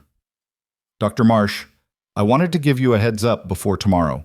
The Secretary of Defense has just announced his immediate resignation, citing health concerns. William Garrett is stepping down before we can force him out. He's running. He's trying to, but federal prosecutors have already filed charges. Conspiracy, accessory to attempted murder, unlawful weapons testing. He can resign all he wants, but he's not escaping justice." Morrison paused. "This is going to be the biggest defense scandal in 50 years. Maybe ever. Are you ready for that level of scrutiny?" Elena thought about 15 years of hiding, of carefully maintained invisibility, of being the quiet surgeon who worked night shifts and didn't make waves. That woman was gone now, and Elena wasn't sure she mourned her. "I'm ready, Senator. Let's make sure the whole world knows what they did. Tomorrow morning, 0900 hours, Armed Services Committee Room 216. The cameras will be there, the press will be there. And we're going to tell them a story about corruption and cover-ups and people who died because someone thought power meant they could kill without consequence." Morrison's voice hardened. "And then we're going to make damn sure it never happens again." Elena ended the call and lay back on the hotel bed, staring at the ceiling. Somewhere in the city, William Garrett was probably destroying documents and contacting lawyers. Marcus Hall was sitting in federal custody, replaying every decision that had led him from idealistic program manager to attempted mass murderer. Admiral Pritchard was writing testimony that would end his career but might salvage his conscience. And Captain Sophia Reyes, dead for 15 years, forgotten by everyone except the men she'd saved and the system that had killed her, was about to come back to life. But there was one piece still missing, one thread that didn't quite connect. The redacted name on Victor Kane's flight manifest. The passenger who'd been on the helicopter with him, whose presence had been scrubbed from the record so thoroughly that even classified databases showed only black bars. Someone had been there when the thermite device activated. Someone who either died in the attack or helped plan it. And if they'd helped plan it, they were still out there. Elena pulled out her laptop, also courtesy of Morrison's staff, and accessed the files Malcolm had shared with her. The flight manifest appeared on screen, that single redacted name like a hole in the fabric of the investigation. She tried every digital trick she knew to reveal what was hidden beneath the black bars. Metadata searches, document version histories, pixel analysis of the PDF. Nothing worked, but physical documents sometimes survive digital sanitization. Elena called Malcolm. "The helicopter crew that transported Kane from Nevada, where are they now?" "In protective custody. Why?" "Because someone was on that flight who got scrubbed from the official record. The crew would remember who boarded the helicopter, even if the paperwork says otherwise." She could hear Malcolm moving, making calls. "Chief Rodriguez is being held at a secure facility pending testimony. I can get you access in the morning before the hearing." "No, tonight. Now. If there's someone else involved in this, someone important enough that their name got redacted even from classified documents, they're watching what happens tomorrow. And if they think we're about to expose them, they might do something desperate." Malcolm was silent for 3 heartbeats. "I'll pick you up in 20 minutes." The facility where Rodriguez was being held was nondescript, just another government building in a district full of them. But the security was serious, and Rodriguez himself looked like a man who'd seen too much and understood too late that he'd been part of something terrible. "Dr. Marsh," he said when they brought him to the interview room, I heard you saved the general's life. Thank you. I need you to tell me who else was on your helicopter that night. The passenger whose name got redacted from the manifest. Rodriguez went very still. I was told that information was classified, that discussing it could compromise national security. National security is what they say when they mean cover-up. Someone on your flight either tried to kill General Kane or witnessed the attempt. Either way, they're connected to 47 dead civilians in Yemen and a conspiracy that goes straight to the Secretary of Defense. So I need you to tell me who it was.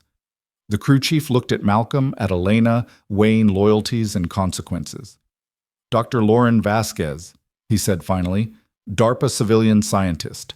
She was supposed to brief the general on technical aspects of the facility inspection. But when the thermite device activated, when Kane went down screaming, she just sat there. Didn't help, didn't panic, didn't do anything except watch. Elena felt ice in her veins. Where is she now? I don't know.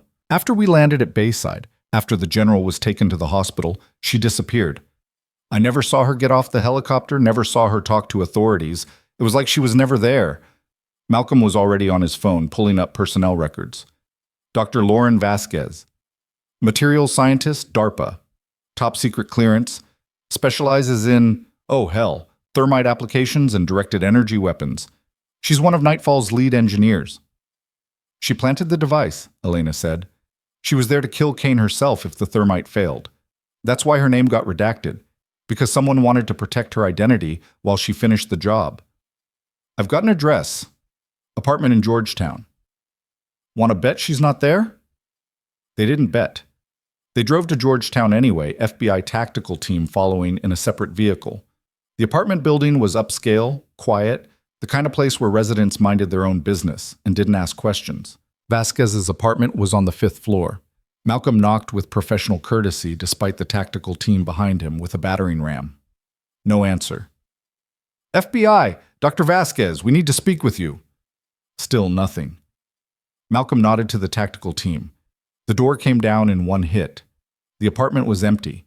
Not empty like someone had left for the day. Empty like someone had packed systematically and disappeared. No computers, no papers, no personal effects beyond basic furniture that came with the lease. But there was a laptop on the kitchen counter, deliberately left behind. And it was turned on, screen showing a single document. Elena read it and felt the world tilt slightly. It was a resignation letter addressed to Admiral Pritchard. Dated 3 days ago, the day of the Yemen attack.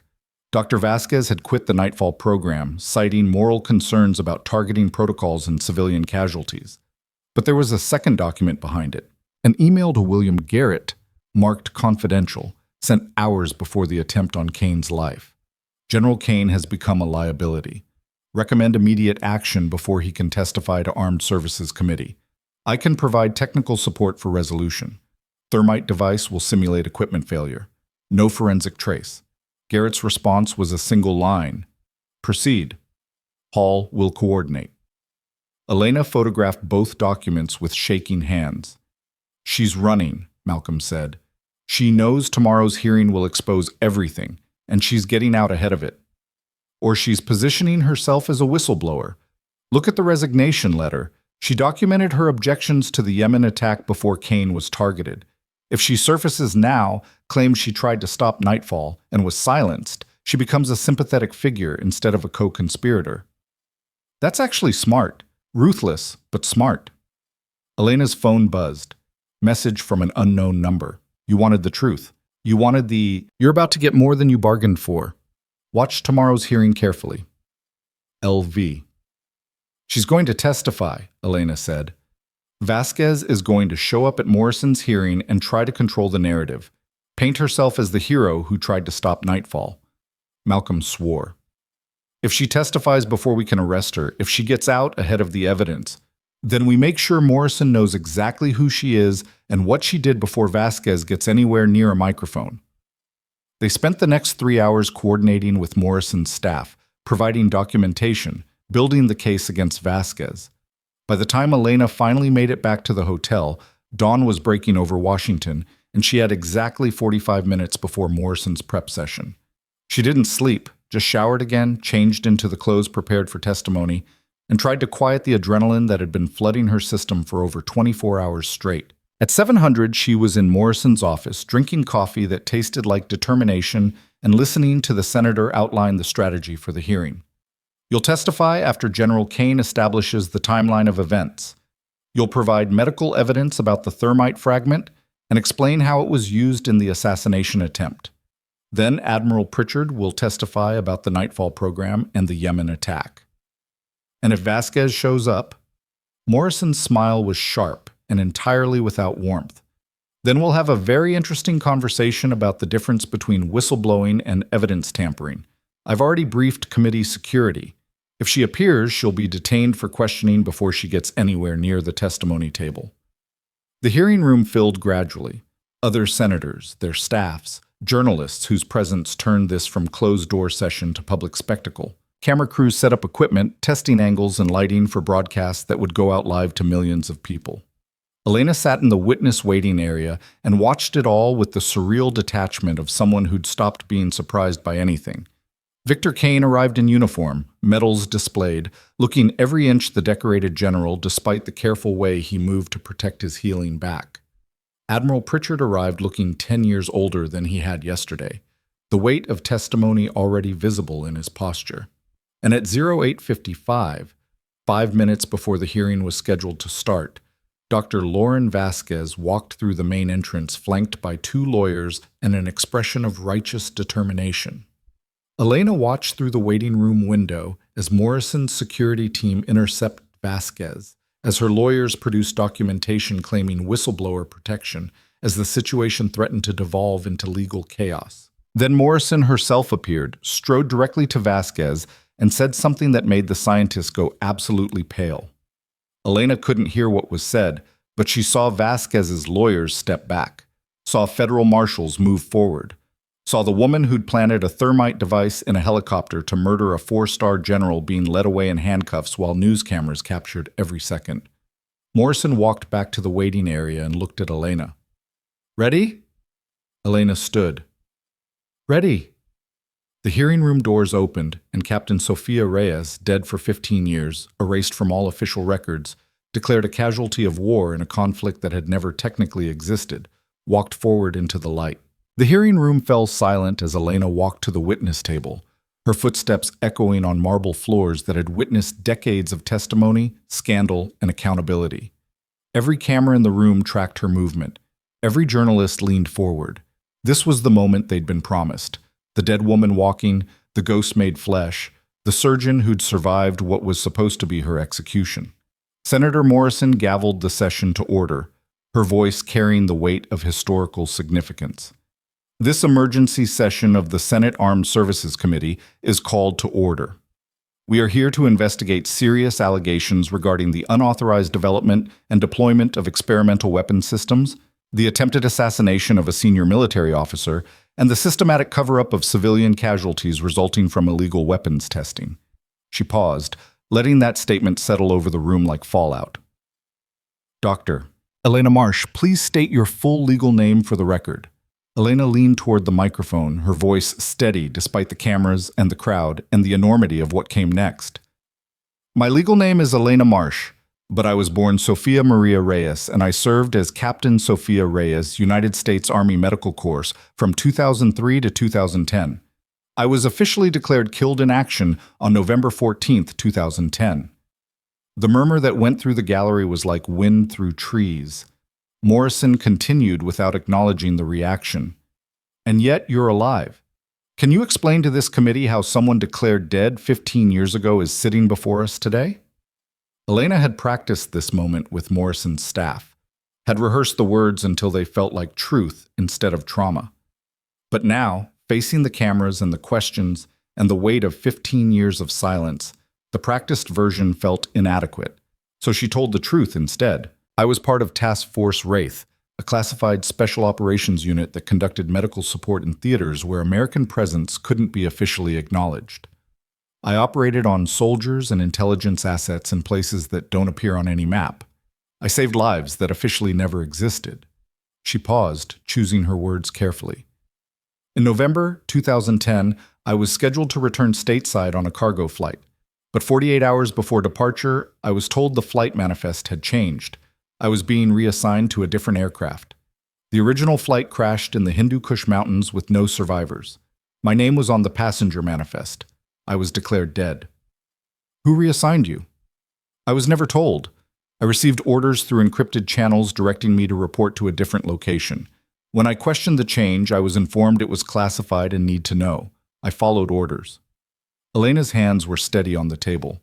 It wasn't until years later, after I'd built a new life as Elena Marsh, that I learned the plane crash had been staged, that everyone on board had been deliberately killed to eliminate witnesses to operations that were becoming politically problematic. The room erupted. Journalists shouted questions. Committee members demanded clarification. Morrison gavelled for order, but the chaos took 30 seconds to subside. Are you stating under oath that the United States military staged a plane crash to murder American soldiers and cover up classified operations? I'm stating that I was declared dead in a crash I wasn't on, that the orders reassigning me came through channels I couldn't verify, and that 15 years later, I'm still alive while everyone else on that flight is buried in Arlington. Elena met Morrison's eyes. I don't know if it was murder or if I was meant to die too, and someone made a last-minute decision to save me. But I know the crash wasn't an accident, and I know my death was convenient for people who wanted certain operations buried. Morrison let that statement hang in the air, giving the cameras time to capture every detail. Then she shifted focus. 3 days ago, you performed emergency surgery on General Victor Kane at Clearwater Bay Medical Center. Can you describe what you found? Elena pulled out the surgical photographs that had been cleared for public release. Images of the thermite fragment, of the wound channel, of the precise damage that should have killed Kane instantly, if not for the surgical skill that had saved him.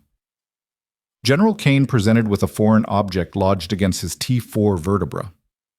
Initial imaging suggested ballistic trauma from enemy fire. But during surgery, I discovered the object wasn't a conventional bullet. It was aerospace-grade thermite, melted and shaped by extreme heat. The serial number etched on the fragment matched materials used in classified DARPA propulsion research. She displayed the photographs on the screens positioned around the hearing room. The images were clinical, precise, utterly damning. Someone placed this device in General Kane's helicopter and activated it mid-flight. It was designed to look like equipment failure, to kill him in a way that couldn't be traced back to deliberate action. But the placement was wrong. Instead of being instantly fatal, it wounded him in a way that required immediate surgical intervention. And you extracted this fragment yourself? Yes. I removed it and turned it over to federal authorities. That fragment is now in FBI custody and has been forensically analyzed. The serial number traces directly to a DARPA facility under the oversight of Deputy Director Marcus Hall. Morrison nodded to her staff and new documents appeared on the screens. Let the record show we're now displaying evidence transfer receipts, chain of custody documentation, and forensic analysis reports confirming Dr. Marsh's testimony. The next hour was a methodical destruction of any remaining doubt. Morrison walked Elena through every detail: the thermite fragment's composition, the surgical procedure, the transfer to federal custody, the discovery of Dr. Vasquez's involvement. Each answer was corroborated by documents, by forensic reports, by the kind of evidence that couldn't be dismissed or classified away. Then General Kane took the stand. He looked directly at the cameras as he described the Nevada facility inspection, the Nightfall test firing, the village in Yemen that had been vaporized by an orbital weapons platform that wasn't supposed to exist. His voice never wavered, even when describing the bodies, the crater, the systematic elimination of evidence that should have triggered war crimes investigations. I told Secretary Garrett that I would report what I'd witnessed through proper channels. I told him the Nightfall program had to be shut down immediately and the Yemen incident investigated. Kane's jaw tightened. 48 hours later, someone tried to kill me with a thermite device planted in my helicopter. The only people who knew about my intentions were Garrett, Marcus Hall, and Admiral Pritchard. The only people with access to that kind of technology were DARPA personnel working on classified programs. Morrison leaned forward. General Kane, are you stating under oath that you believe Secretary of Defense William Garrett ordered your assassination? I believe someone in the chain of command between Garrett's office and Marcus Hall's DARPA division made the decision that I was a liability that needed to be eliminated. Whether Garrett gave the order directly or simply created an environment where subordinates felt authorized to commit murder on his behalf, the result is the same. The questioning continued, but the damage was done. Kane's testimony, combined with Elena's medical evidence, created a narrative that was impossible to deny.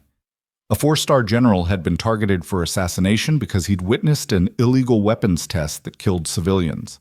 The attempted cover-up had involved experimental thermite devices, falsified flight records, and the systematic elimination of anyone who knew the truth. Admiral Pritchard testified next, and his testimony was the final nail in multiple coffins. He described Project Nightfall's development, the budget manipulations that had kept it hidden from congressional oversight, the authorization chains that led directly to Garrett's office. He produced emails, budget documents, technical specifications, everything needed to prove that Nightfall existed, that it had been tested on civilian targets, and that senior defense officials had known about and approved these actions. I championed this program because I believed it would give America strategic advantages that could prevent wars before they started, Pritchard said, his voice heavy with something that might have been regret. But I was wrong. What I created wasn't a precision instrument for preventing conflict.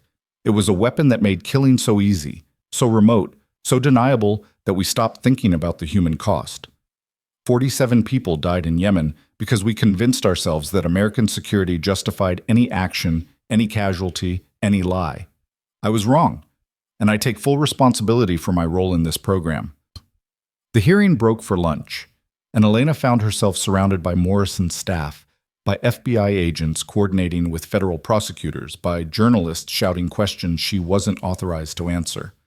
Malcolm appeared at her elbow and guided her through the chaos to a secure conference room where she could breathe. "You did it," he said simply. "The evidence is public now. They can't classify it, can't make it disappear. Garrett's finished." "Is he under arrest yet?" "Federal marshals are moving on him now. Conspiracy, accessory to attempted murder, unauthorized weapons deployment. The charges are going to keep coming as prosecutors dig deeper." Malcolm's phone buzzed, and he glanced at it. Hall just agreed to cooperate fully in exchange for a reduced sentence. He's giving up everyone. Garrett, Vasquez, the entire authorization chain. It's over. But it didn't feel over. Elena sat in that conference room and felt the weight of 15 years pressing down on her, the accumulated silence of being dead while still alive, of watching the world move on without her while she hid in plain sight. "What happens to me now?" she asked quietly. Malcolm looked at her with understanding. "That's up to you. You're officially alive again. Captain Sofia Reyes exists in the federal database as of this morning. Your service record has been unsealed, your death certificate invalidated. You can reclaim your identity, apply for back pay and benefits, sue for wrongful death declaration, whatever you want." "And Elena Marsh?" "She was always real too. You can keep that name, keep that life. Or you can be both. There's no rule that says you have to choose." The afternoon session focused on accountability. Federal prosecutors presented their case against William Garrett, against Marcus Hall, against Dr. Vasquez and the contractors who'd held Elena at gunpoint in a black site facility. Each charge was read into the record, each piece of evidence displayed for the cameras, each connection between crime and criminal made explicit and undeniable. Garrett himself didn't appear. His lawyers submitted a statement claiming he would invoke his Fifth Amendment rights against self-incrimination. But his absence spoke louder than any testimony could have. Senator Morrison addressed the committee and the cameras with the controlled fury of someone who'd spent a career fighting corruption and had finally landed a killing blow. "What we've heard today represents one of the most serious breaches of public trust in American military history. Senior defense officials authorized the development of an orbital weapons platform without congressional oversight. They tested that weapon on civilian targets, killing dozens of innocent people. And when a decorated general threatened to expose their crimes, they attempted to assassinate him using experimental military hardware." She paused, letting each word land with the weight of historical judgment. "This committee will be recommending immediate criminal referrals to the Department of Justice. We will be conducting a comprehensive review of all classified weapons programs to ensure this kind of abuse never happens again. And we will be implementing new oversight mechanisms that make it impossible for officials to hide behind classification when committing crimes in the name of national security." The gallery erupted in applause. Journalists, advocacy groups, military families who'd lost loved ones to classified operations they could never question. Morrison gavelled for order but let it continue for a full minute, understanding that some moments needed to be witnessed and celebrated. When the hearing finally adjourned, Elena walked out of that room into a wall of cameras and questions. Journalists shouted over each other, trying to get a quote, a reaction, anything from the woman who'd been dead for 15 years and had just destroyed the career of the Secretary of Defense. Senator Morrison appeared at her side, and the crowd parted slightly. "Dr. Reyes, now that this is public, now that you've testified and the evidence is in the record, what do you want people to know?" Elena looked at the cameras, at the journalists, at the apparatus of public attention that could build people up or tear them down with equal efficiency. She thought about what she wanted to say, about what message would matter beyond the scandal and the spectacle. "I want people to know that power without accountability always leads to abuse. That classification shouldn't protect criminals. That when someone tells you that secrecy is necessary for security, you should ask whose security they're really protecting." She paused, choosing her final words carefully. "And I want people to know that you don't have to accept injustice just because it comes from authority. Sometimes the most important thing you can do is refuse to stay silent." The questions continued, but Morrison's staff created a corridor and Elena walked through it, out of the Capitol building and into afternoon sunlight that felt like absolution. The days that followed were a blur of interviews, depositions, and coordination with federal prosecutors building cases against everyone involved in the Nightfall conspiracy. William Garrett was arrested at his home in suburban Virginia, led away in handcuffs while cameras captured every moment of his humiliation. Marcus Hall pleaded guilty to conspiracy and agreed to testify against his former superiors. Dr. Vasquez fought the charges but was denied bail after prosecutors demonstrated she'd attempted to flee the country. Admiral Pritchard resigned his commission and cooperated fully with investigators, providing documentation that exposed decades of budget manipulation and oversight avoidance. His testimony led to the cancellation of 17 classified programs that had been operating without proper congressional authorization. Project Nightfall was shut down completely. The orbital platforms were disabled and deorbited, burning up on re-entry in a spectacular display that lit up the night sky over the Pacific Ocean. The technology was classified at the highest levels, locked away in archives that required presidential authorization to access. And new oversight mechanisms were implemented that made it substantially harder for future programs to operate in the shadows. But the real reckoning happened in smaller, quieter moments. 3 weeks after the hearing, Elena stood in Arlington National Cemetery at a memorial wall listing soldiers killed in classified operations. Her name was there, etched in granite alongside men and women who'd died in places they couldn't talk about, doing things their families would never fully understand. She traced the letters with her finger, Sofia M. Reyes, and felt the disconnect between the name on the wall and the woman standing before it. "I had them add a notation," Victor Kane said, appearing beside her. He was walking without support now, the surgery fully healed. "Indicates you're alive and the death was incorrectly reported. They don't usually do that, but I pulled some strings. Thank you." They stood in silence for a moment, two people who'd been declared casualties of wars that weren't supposed to exist, who'd survived because of surgical skill and stubborn refusal to accept the narratives they'd been given. "What are you going to do now?" Victor asked. "I'm not sure. Morrison's office offered me a position as a consultant on military medical ethics. The FBI wants me to help reform their witness protection protocols, and I've got about a dozen media outlets offering book deals if I want to tell my story. But none of that feels right. I've spent 15 years being invisible, and now everyone wants me to be visible in ways I'm not sure I'm comfortable with." Victor nodded, understanding. "You know what I'm doing? I'm teaching. Military Academy cadets, ethics and leadership. Trying to make sure the next generation of officers understands that following orders doesn't mean abandoning moral judgment." "That sounds good. Important." "It is. But it's also small, quiet, the kind of work that doesn't make headlines. After everything we've been through, after toppling defense secretaries and exposing war crimes, teaching seems almost anticlimactic." Elena looked at him. "But it matters more in the long run, more than testimony or trials or any of this public spectacle. If you can teach even one officer to question orders that feel wrong, to choose integrity over convenience, that prevents the next nightfall before it starts. Exactly, Victor smiled. So what's the Elena Marsh version of that? What's the small, quiet, important work that feels right to you?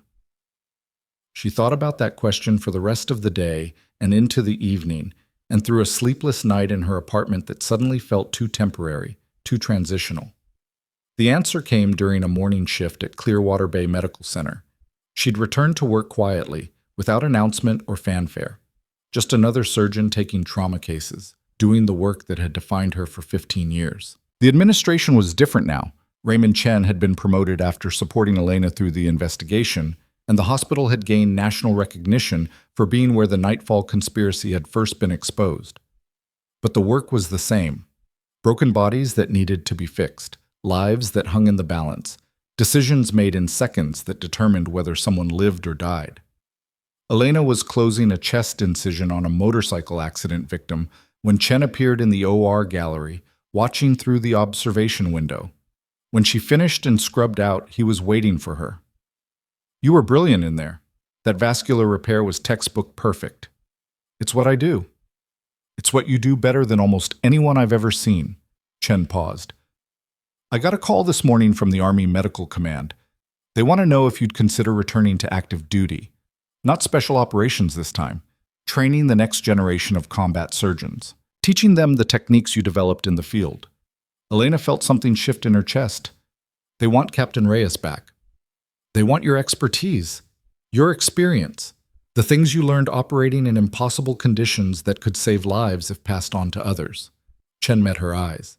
"But they understand if you're done with the military. After everything they put you through, no one would blame you for walking away." She thought about Victor's words, about teaching being small and quiet and important, about preventing future crises by shaping the people who'd face them. "Can I have some time to think about it?" "Of course, but Elena, whatever you decide, you've earned the right to choose your own path now.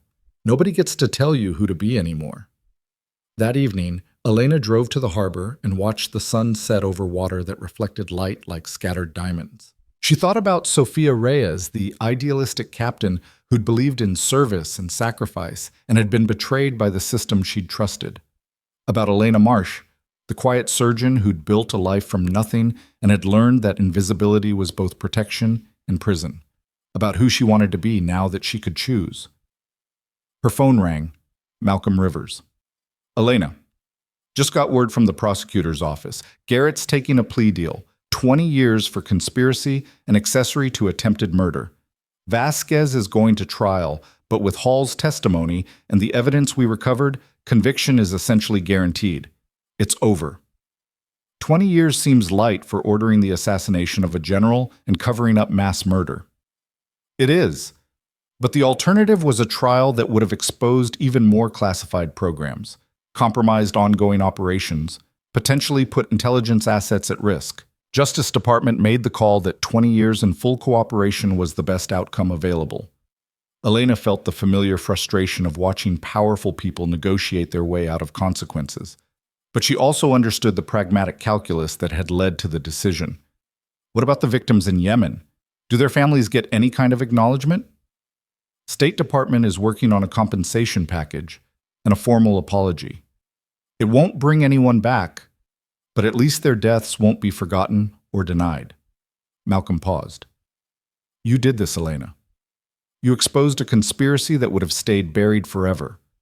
47 people in Yemen, General Kane, who knows how many future victims. They all owe their justice to you refusing to stay dead."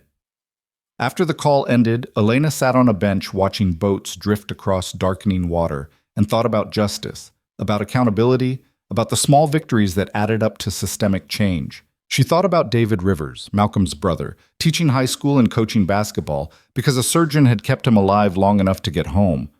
About the students Victor Kane would teach who might become the officers who questioned illegal orders. About the combat surgeons who could learn techniques that would save lives in future wars. Small victories, quiet impacts. The kind of change that didn't make headlines but shaped the world one person at a time.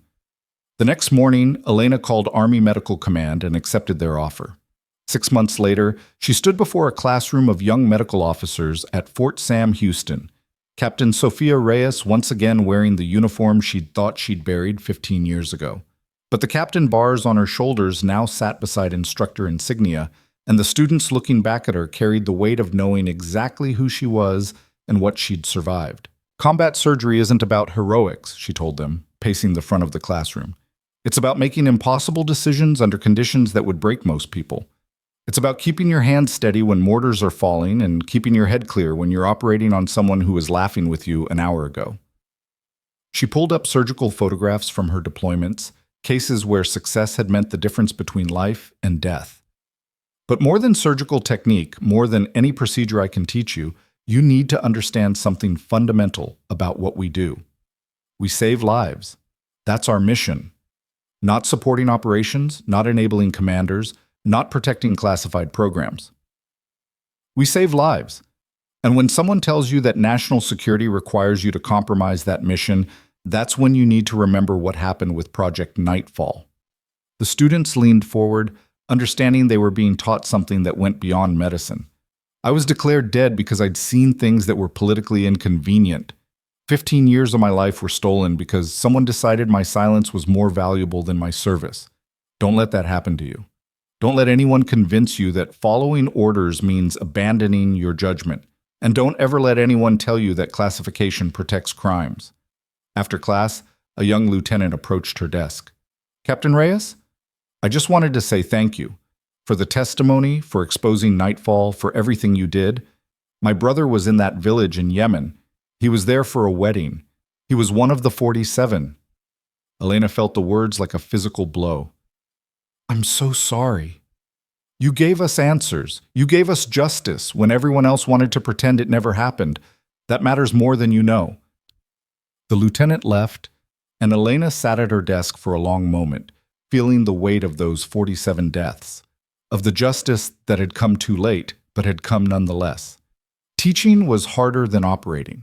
Surgical technique could be practiced and perfected, but shaping judgment, instilling ethics, preparing young officers to face situations where the right choice meant defying authority. That was work that never finished, never provided clean closure. But it mattered. Victor had been right about that. On weekends, Elena visited David Rivers and his family in Baltimore. She attended his daughter's soccer games and his son's piano recitals, watching the ordinary miracle of lives being lived because surgical skill had given someone a second chance. She had dinner with Malcolm and his wife, swapping stories about FBI cases and military medicine, building the kind of friendships that came from surviving impossible situations together. She testified at Vasquez's trial, watching the scientist who'd planted a thermite device being convicted on all counts and sentenced to 30 years in federal prison. And she stood in the gallery of the Senate Armed Services Committee when they passed the Morrison Oversight Act, legislation that fundamentally reformed how classified weapons programs were authorized and monitored. The bill required congressional notification within 30 days of any program initiation, established independent review boards for experimental weapons testing, and created protections for whistleblowers who exposed illegal activities in classified programs. Senator Morrison approached her after the vote. This doesn't fix everything, but it makes the next Nightfall substantially harder to hide. That's enough, Elena said. Small victories. Small victories that save lives. Morrison smiled. I got a call from the White House yesterday. They're establishing a commission on military ethics and oversight. They want you to serve on it. I'm teaching now. I can't. You can do both. The commission meets quarterly, doesn't require you to leave your current position. And Elena? Your voice matters. The woman who refused to stay dead, who exposed corruption at the highest levels. When you speak, people listen. Use that. Elena considered the offer, weighing teaching responsibilities against the opportunity to shape policy at the national level. I'll do it, but on one condition. Name it. General Kane serves with me. His perspective, his experience, we need that at the table. Morrison's smile widened. Already invited him. He accepted this morning. The commission work proved to be exactly what Elena needed, a way to channel her experience into systematic reform, to prevent future conspiracies before they could take root. She and Victor spent hours reviewing classified programs, questioning authorization chains, pushing for transparency in areas that had operated in shadow for decades. It was bureaucratic work, administrative work, the kind of grinding policy battles that never made headlines. But it mattered. 2 years after the Nightfall hearing, Elena received an invitation to speak at the graduation ceremony for the Army Medical Corps' Advanced Trauma Surgery program. She stood before 200 newly minted combat surgeons and told them the truth about service, about sacrifice, about the difference between following orders and following conscience. Some of you will deploy to combat zones. You'll operate in conditions that seem impossible. You'll make decisions that haunt you for the rest of your lives, and occasionally you'll be ordered to do things that feel wrong.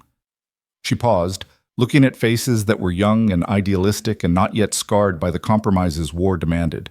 When that happens, remember that your primary obligation is to the patient in front of you, not to commanders, not to mission parameters, not to operational security. The patient, the human being whose life depends on your skill and your judgment.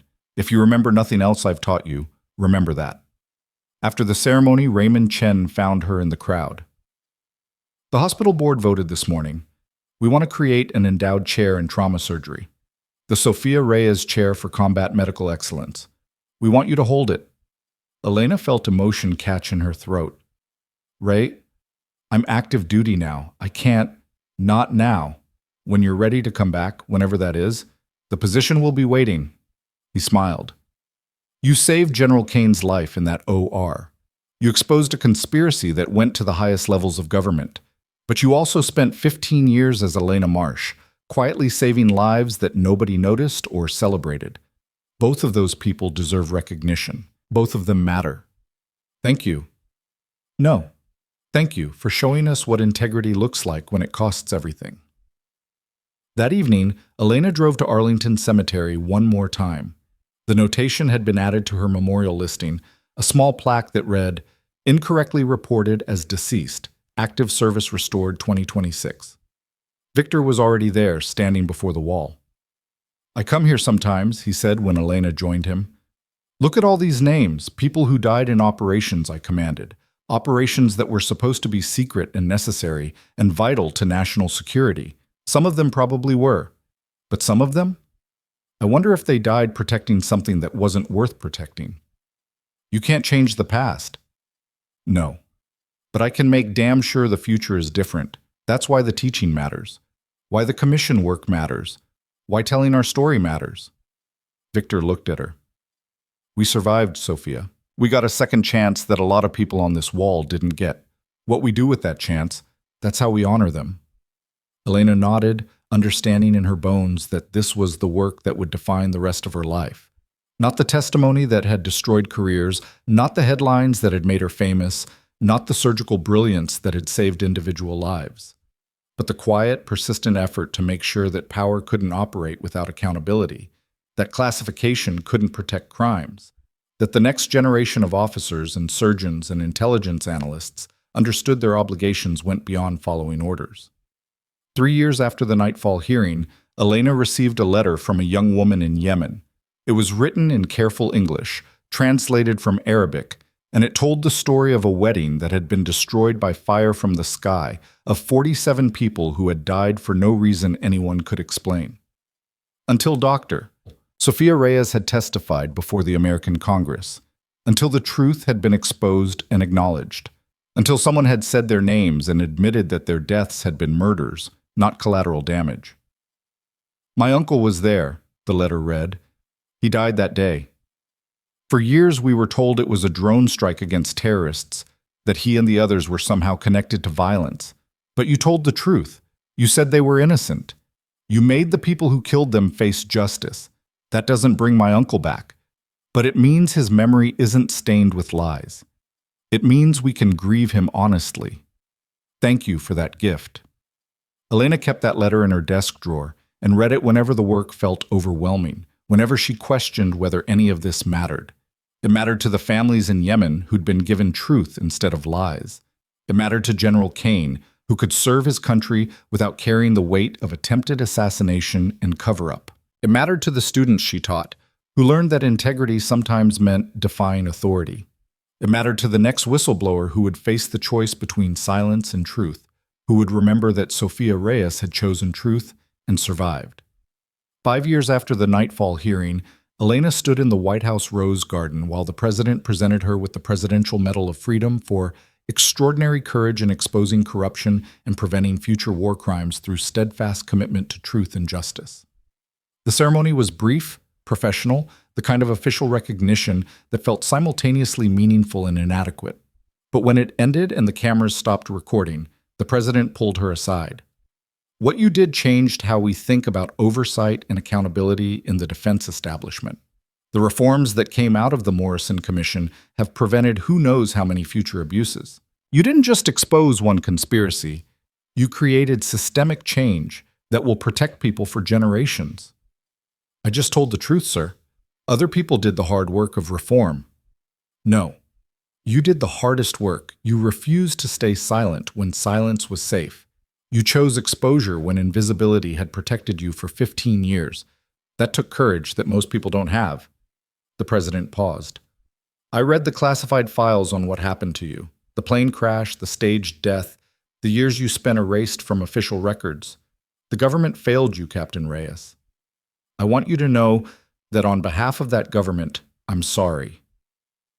Elena felt something tight in her chest finally loosen. Thank you, sir. That means more than the medal.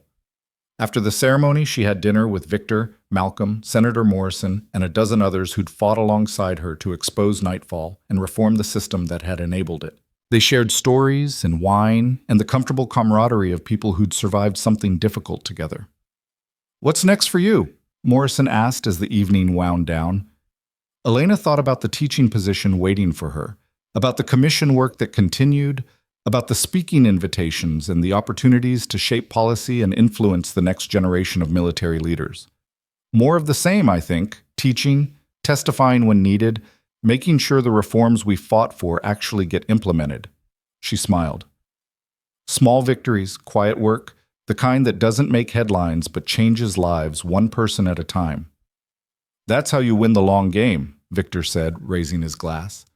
Not with dramatic gestures, but with persistent effort. Not with headlines, but with daily choices to do what's right even when it's hard. They toasted to that, to the unglamorous work of maintaining integrity in systems designed to resist it, to the boring but essential labor of making sure power remained accountable.